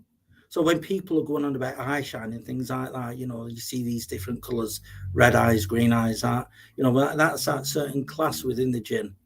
And they have something which is a lower form of jinn, which is called a hen.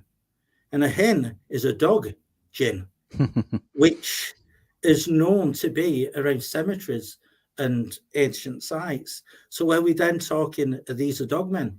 You know, it's just you know, it's just so big, isn't it? Just to think about all these different ideas. Yeah, and Mick, you wouldn't be the first guy to look at the jinn and you know and certainly suspect them in this because I'll tell you what, I've got a book here. 1 second. This book, by Rosemary Ellen Guiley. Have you got this? That's the one we're reading at the moment. Yeah, it's a good book. Yeah. I mean, Rosemary's no longer with us, sadly, but she did a lot of work on that, and I've tried over the years because I was going to make a film about the jinn. It's a very difficult subject because what you're really looking for, you're looking to go to the source and speak to people that are sort of better versed in this culturally than we are.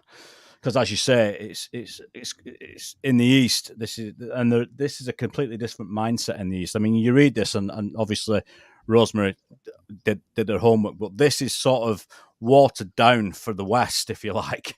It's so that we can make sense of this. And obviously, there's a lot of cultural beliefs that we don't necessarily practice, so we can't necessarily connect that as easily as someone that that is born and raised there, and again, I guess you could call it a religion.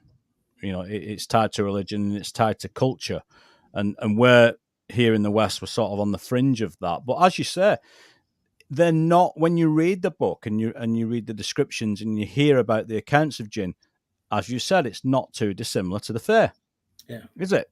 And this gets back into what the likes of Steve Mera, Barry Fitzgerald talk about. The jinn are described as born of smokeless fire, aren't they? So many researchers say, well, what are we talking about? Plasma then, in that case. And what do we see? A lot of these UFOs and orbs are described as swirling plasma. Is that the jinn? Is that what it is? Is that the fair? And so it is.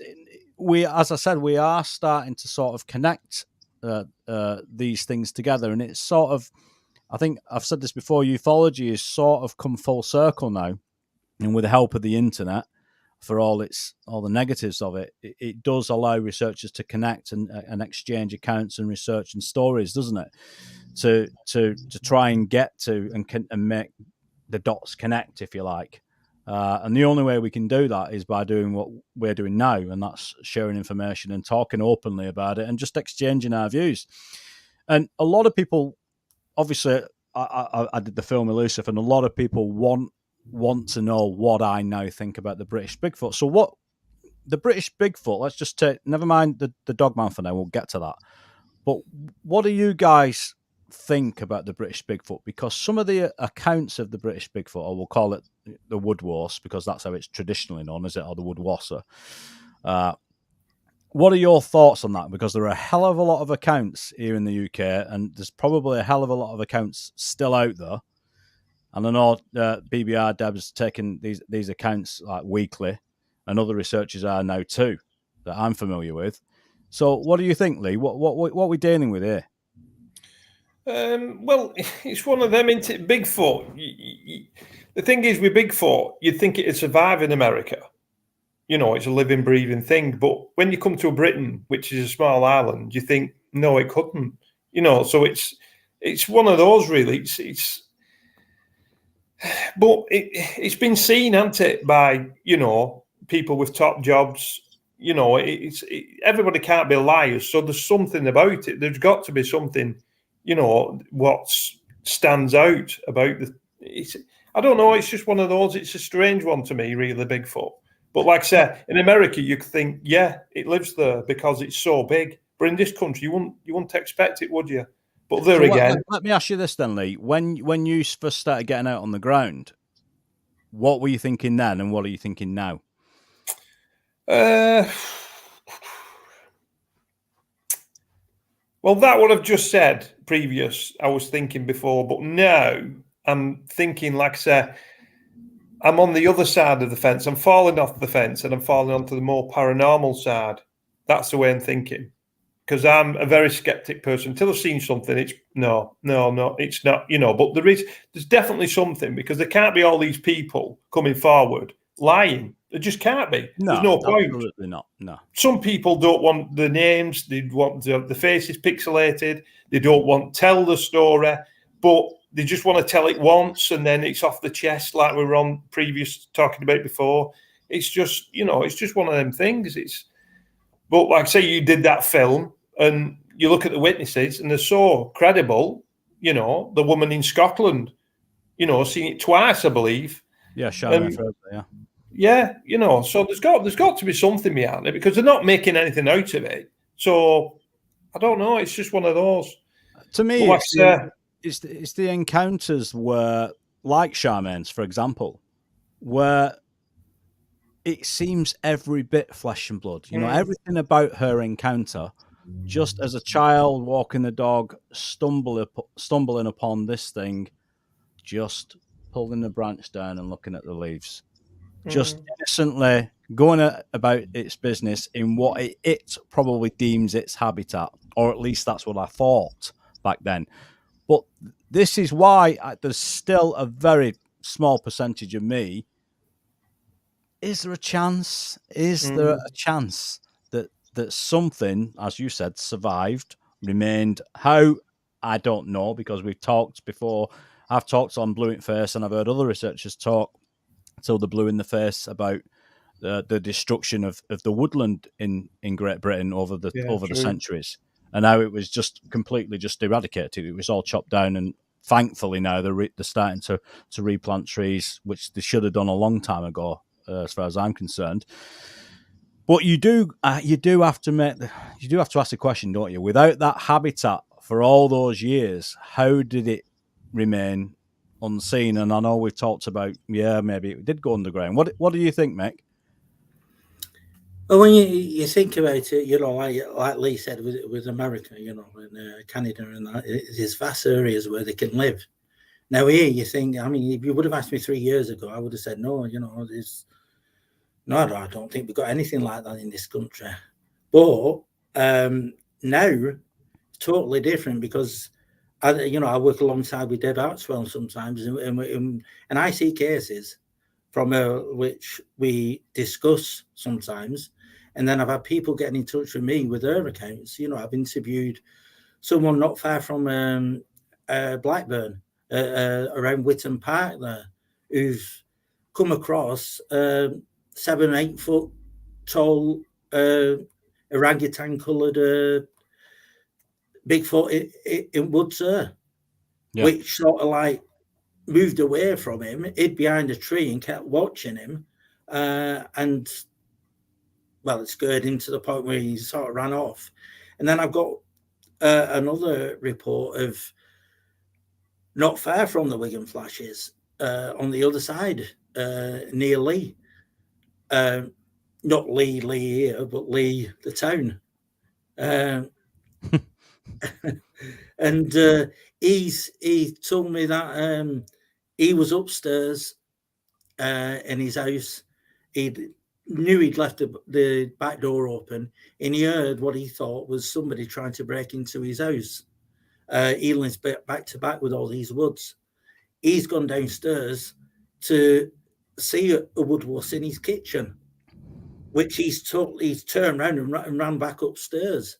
When he's looked out the window, he's seen it walking back out into the trees. So they are there. Definitely, there are in England. With I can say that with the society reports I've had made to me, and Deb's reports. You look at our map, you'll see all the areas around England where these things are, and they do travel along the estuaries and all the green corridors of England, which we've got quite a lot in this country. So you're in the flesh and blood camp, mate? Kind of.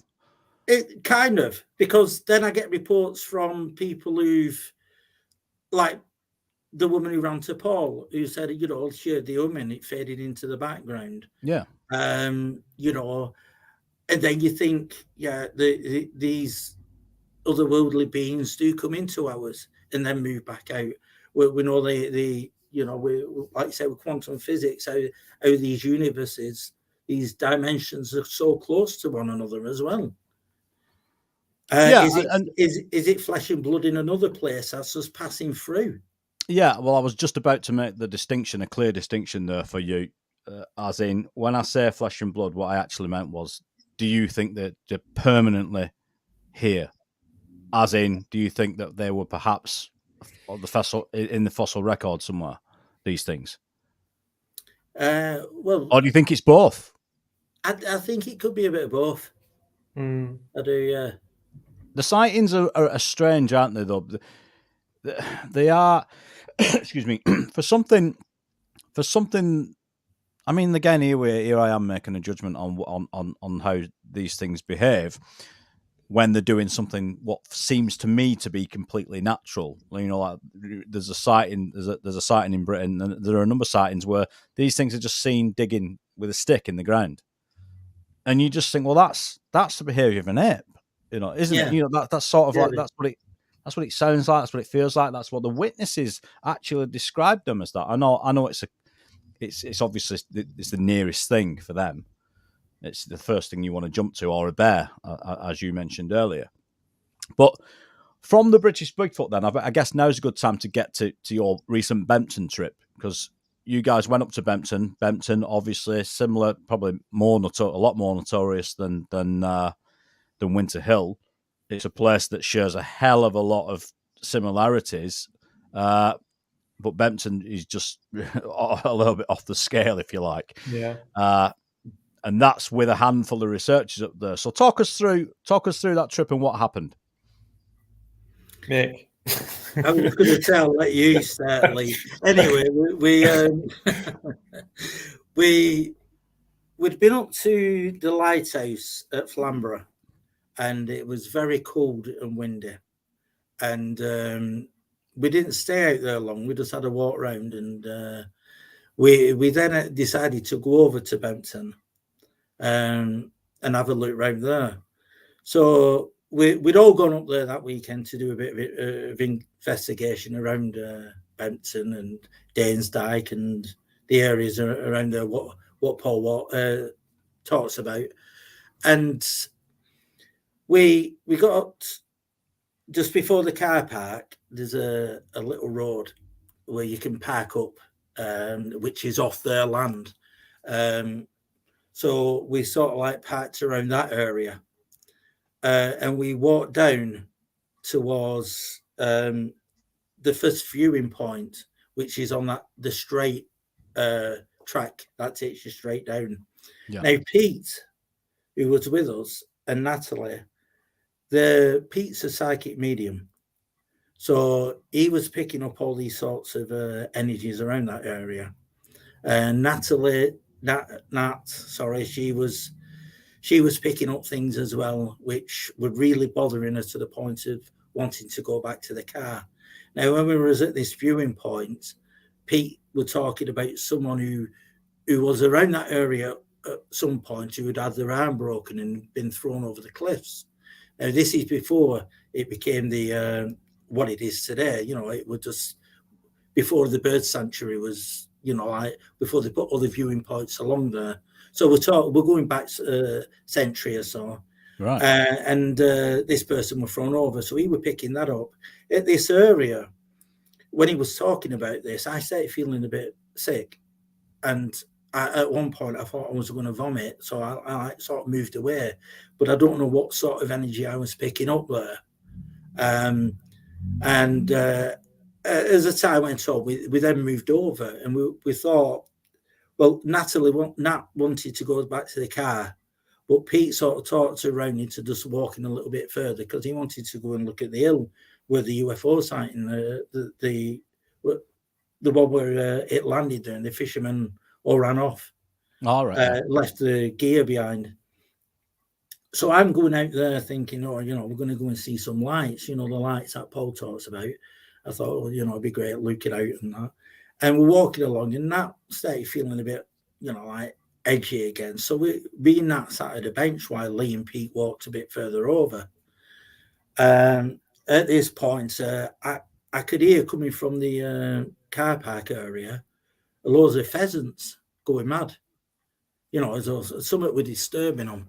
And at first I thought, well, it's probably a car coming into the car park. And then I thought to myself, well, we were over in that area.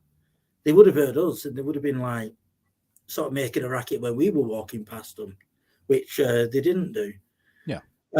And then next minute, Lee starts shouting over to me, you know, like, come on, you two over here. You know, I want you to come and have a look, you know, sort of come and have a look at this. And he was getting all irate. And for Lee, he doesn't swear. But that night, he said a few choice words. And so by that point, I'd not seen anything. So I'll let Lee take over here and tell everyone what he saw.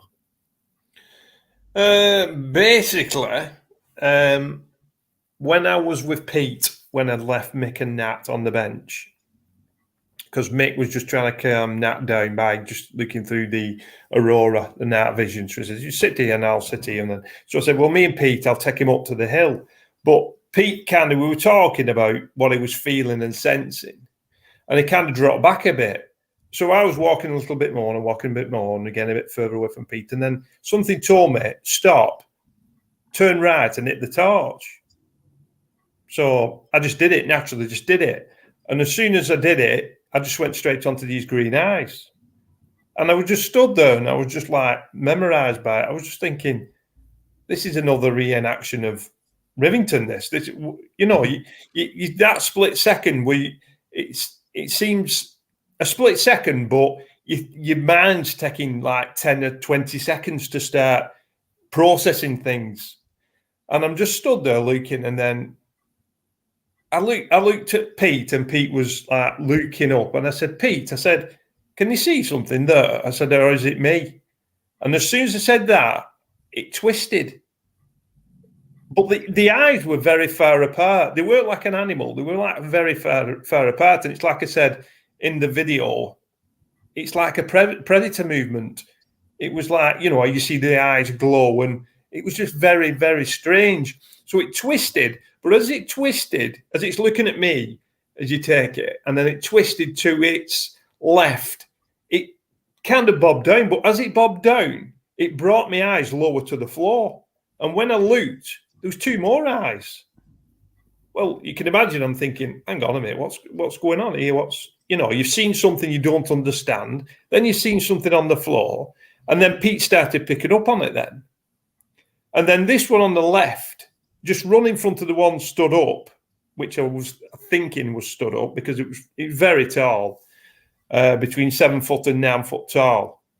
It kind of went past the front of it, turned round, and then as it came back to go past it, the one that was standing up just dropped like a ton of bricks, and they both shot off to the left-hand side like something I've never, ever seen move as fast. And I've watched animal programs, and my mind couldn't process it. And Pete was the same. We weren't talking to each other. It was so super fast. But I thought about it, and it didn't run up the hill. It didn't climb up the hill. They both were like at the back of each other, like leaping up the hill, but with no body movement. And when they got to the top of the hill, they went around the top of the hill in perfect harmony, like a snake. And I'm going, what the hell is this?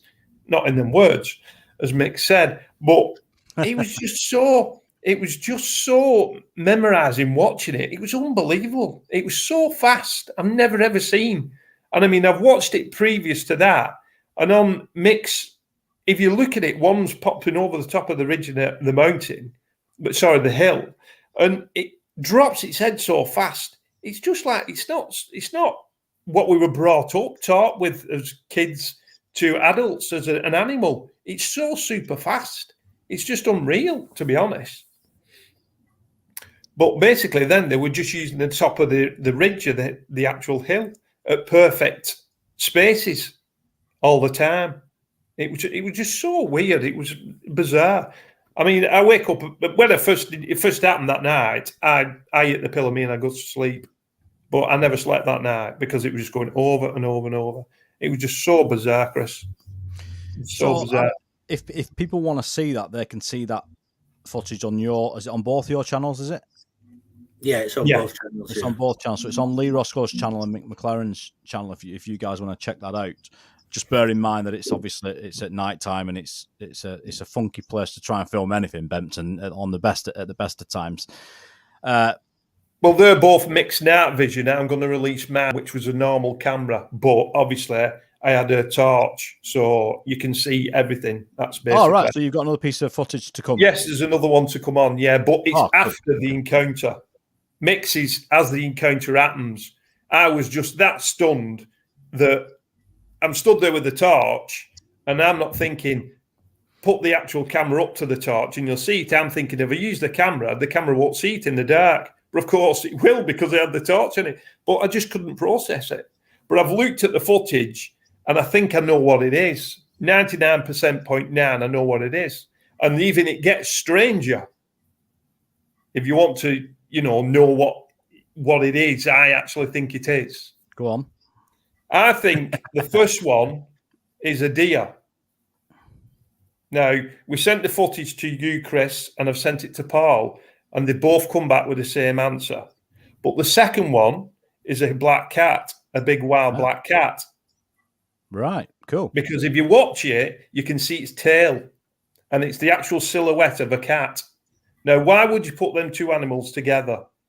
If you would, it'd be the big cat hunting the deer. Yeah. Not only that, Nat did say she thought she saw a big cat at the time. Yeah, well, when you watch the footage, it is a bit. She's a bit frantic, isn't she? Yeah.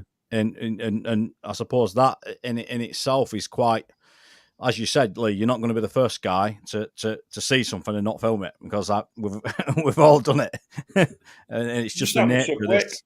Yeah, it's just the nature of this stuff. But as you say, I mean, I'd be interested to have another look at that footage then in that case, because as you say, when I appreciate you sending it me for in the first instance anyway, just to get my opinion, because when I saw it, I thought that looks like deer to me, and the reason I say that is, one, I've seen eye shine like that before. The green, there's a tint of green, isn't there? Yeah. Obviously, what I saw of Mick's is got its night vision, so it's got a green tinge to it. And on top of that, then you've got Natalie's reaction on top of that, and then you've got the fact that I've seen deer up there because I've been up there quite a lot. So you're saying that behind it perhaps is a big cat. Now that's interesting. Yeah.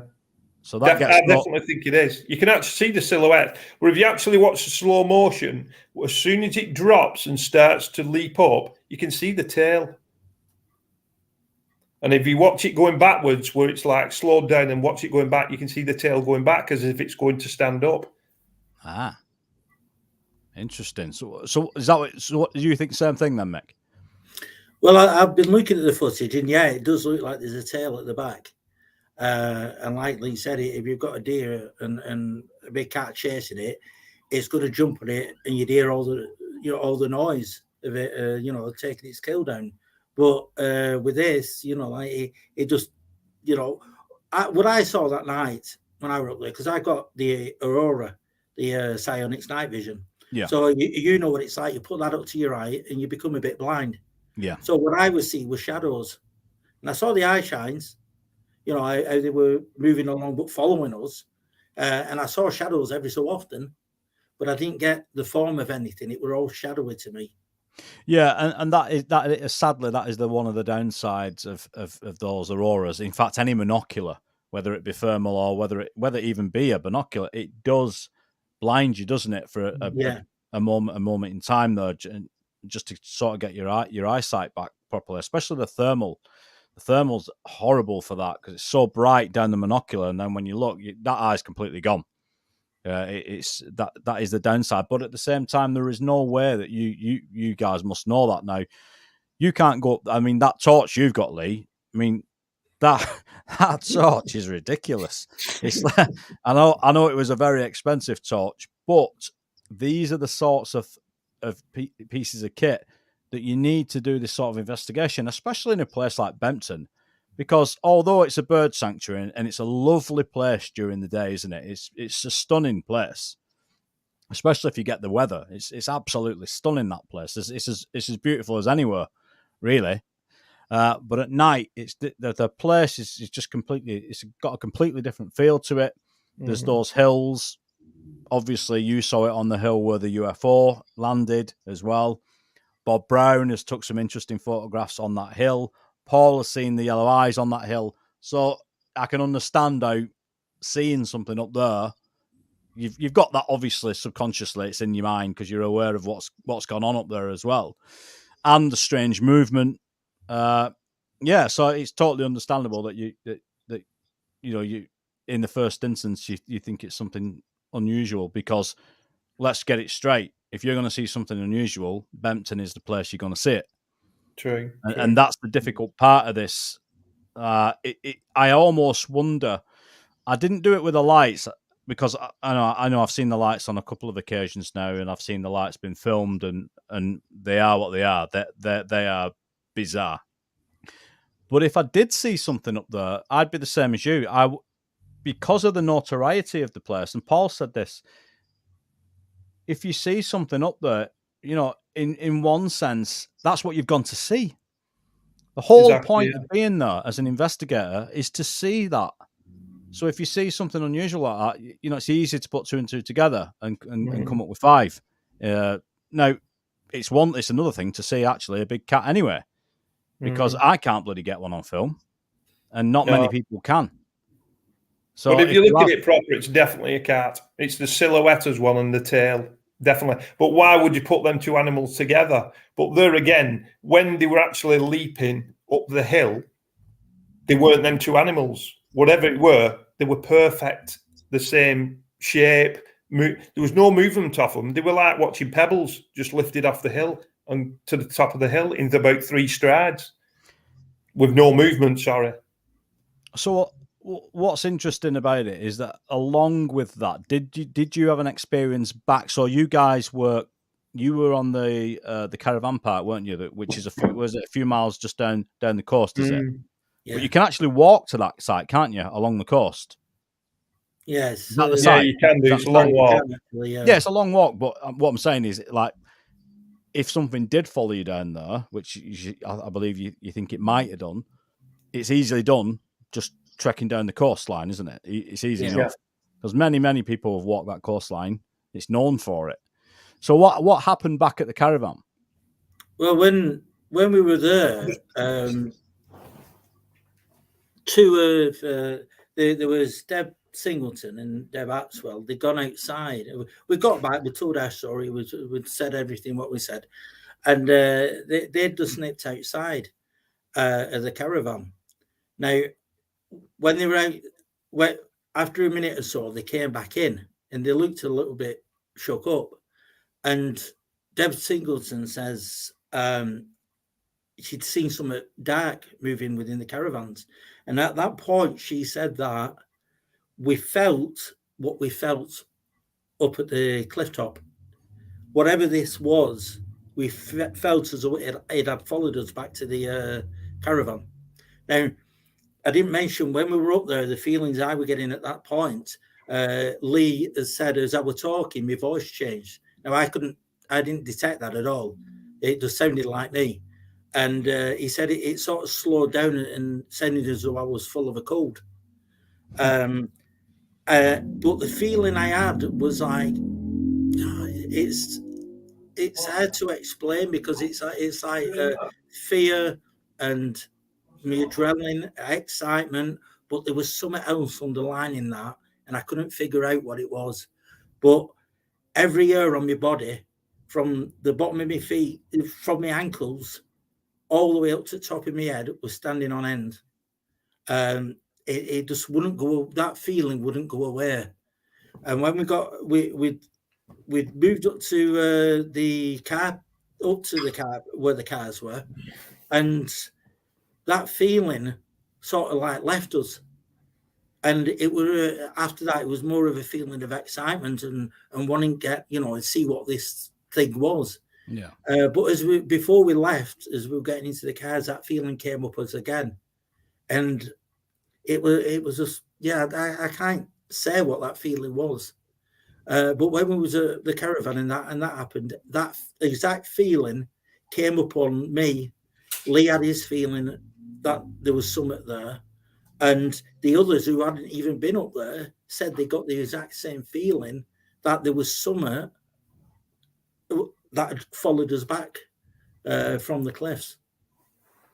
So it was just so, it was really a surreal night, it just, I just can't get my head around it at the moment. I just keep thinking about it over and over again. There's most of the feeling with me that I'd never felt before. And, but it's maybe determined to get out there and do it more. We're actually going to go up back to Benton in May. We're heading over. I was going to ask you about that because obviously Benton is getting a bit of a name for itself now, which is great, really, because it's sort of, I suppose, all the work that Paul's put in there for 20 odd years or whatever. Now he's getting, the reward for it. I mean, in some respects, it's a bit of a curse because he's always asked to meet people up there, and you can't meet everybody up there every night because someone's always wanting to meet you up there. I mean, the couple of times I've been, and you do get random people just coming over going, "All right, guys, I've seen you on YouTube," and it's surprising how many people are familiar with him and know of his research in the books. Mm-hmm. So. Yeah, I mean, I'm off there myself in a few weeks, and we're planning on doing something like a 5-day investigation up there with a permanent 24-hour camera setup and some sound tests that we're doing, some experiments up there. Because as I've said, it's just one of those places, isn't it? If you, I know we do Windsor Hill, but personally, I don't do it that often. Not like Paul and Bob and Steve. They're up there every night. All right, it might only be for 2-3 hours, but that's the kind of time you've got to put the time in, haven't you? To sort of, and I wonder, Mick, if we were doing the same, and Lee, I wonder if we were all going up to Windsor Hill every night for 2 or 3 hours, whether eventually we would actually get something on camera. I suspect that we would. But again, it's one of them things. You can't be there all the time. And no, probably you can't. Yeah, I mean, if I could, I would be. Yeah, and you're in a great location for it, Mick. Actually, I mean, you're only. Yeah, I mean, you're. I mean, I'm not. To be honest, I'm not too far from there either. It's 25 minutes, half an hour drive for me. Yeah. So it's within, it's within reach, and it's a beautiful. Again, very similar to Benton. It's a beautiful spot. With the right weather. But yeah, and we'll get up there again. We'll plan another few sky watches up there and some investigation up there, because I think it's only a matter of time before things kick off up there again. It's just a matter of just keeping your ear to the ground, isn't it, up there? Yeah. So, well, it's been 2 hours has flown by. It's been sadly Paul couldn't. He's not been able to. He's obviously still out there. Paul were doing some filming in the dark tonight. He needed the low light conditions, so he was hoping he was going to get back, but he's not managed to do it. So don't worry, we'll get him on the next one. So let's draw the show to a bit of a close. Oh, I'll tell you what I wanted to do, Lee. I forgot about this. Do you want the photograph up of the lights that you sent? Yeah, pop them up. Yeah, I spotted them. Sorry, mate, I forgot about that. Yeah, here we go. Thanks, Lorraine. Yeah, that was last night. See, I mean, I'm like Mick, really. I'm still processing this. I know it sounds daft, but even when I'm on my dinner, I'm at work, I'm watching it in case I've missed something. Yeah. Because we've got we've got at least an hour and a half of footage between the both of us. But last night I was just watching the telly. I thought, I'll just flick it on, have a look a bit more, and I spotted a flash, which is 2 little lights, which you can probably see on screen, which were just over the actual hill where the UFO landed, and the actual encounter was. So I just thought I'd post it up. But you wouldn't, if I put it up, probably people will miss it. You have to know it's there, kind of thing. I think we'd only seen it flash. I'd only seen it flash once in the film, which was strange. Yeah, and it's one of them. I think often I did the same thing. When I first started this, I was literally frame by frame. I would get back from a trip and I'd spend the next day frame by frame going through everything I'd filmed. And then I sort of got out of it, and I suspect I probably missed some stuff. So as you say, it's just a matter of putting some time aside and scouring over the footage sometimes. And we have to work with what we've got equipment-wise, don't we? We have to just deal with, all right, we can't afford bloody 10 grand cameras that can literally see in the dark. So we got to cope with, relatively low budget psionics and that, which are great. I think psionics is a great night vision camera. Lee, you've got your torch that will light up anything, certainly anything that's out there with eyeshine or anything. It'll probably blind it. Well, I think that's what it did. I think when I went bang, bang, turn to the right and hit it, I think it was like us.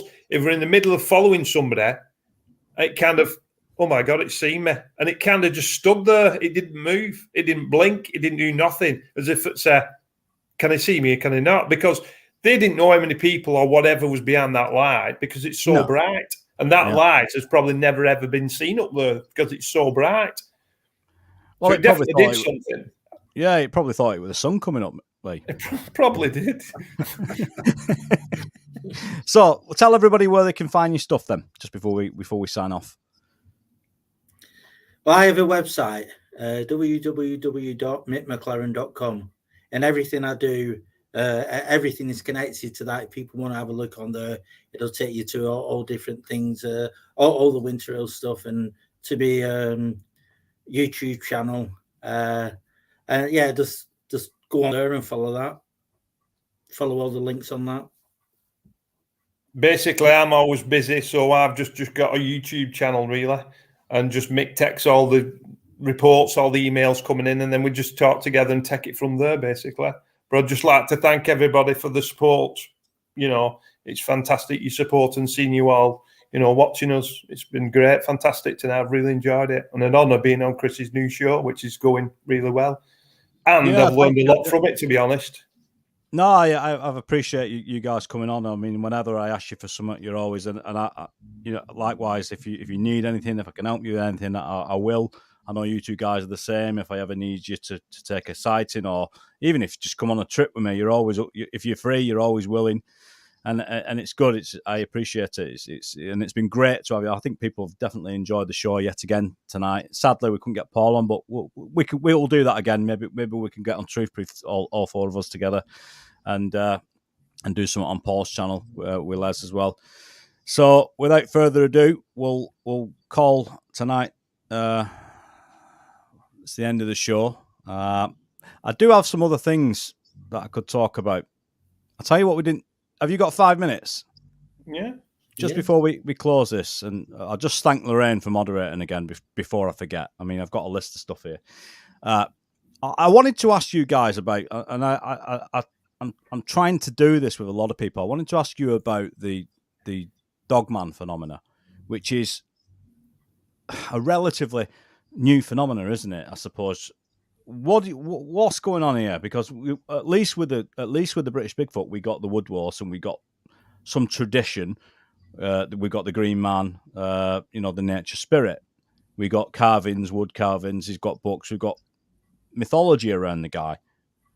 There is some around the dog-headed people, but not necessarily as much. And certainly there seems to be a difference in the types of encounters.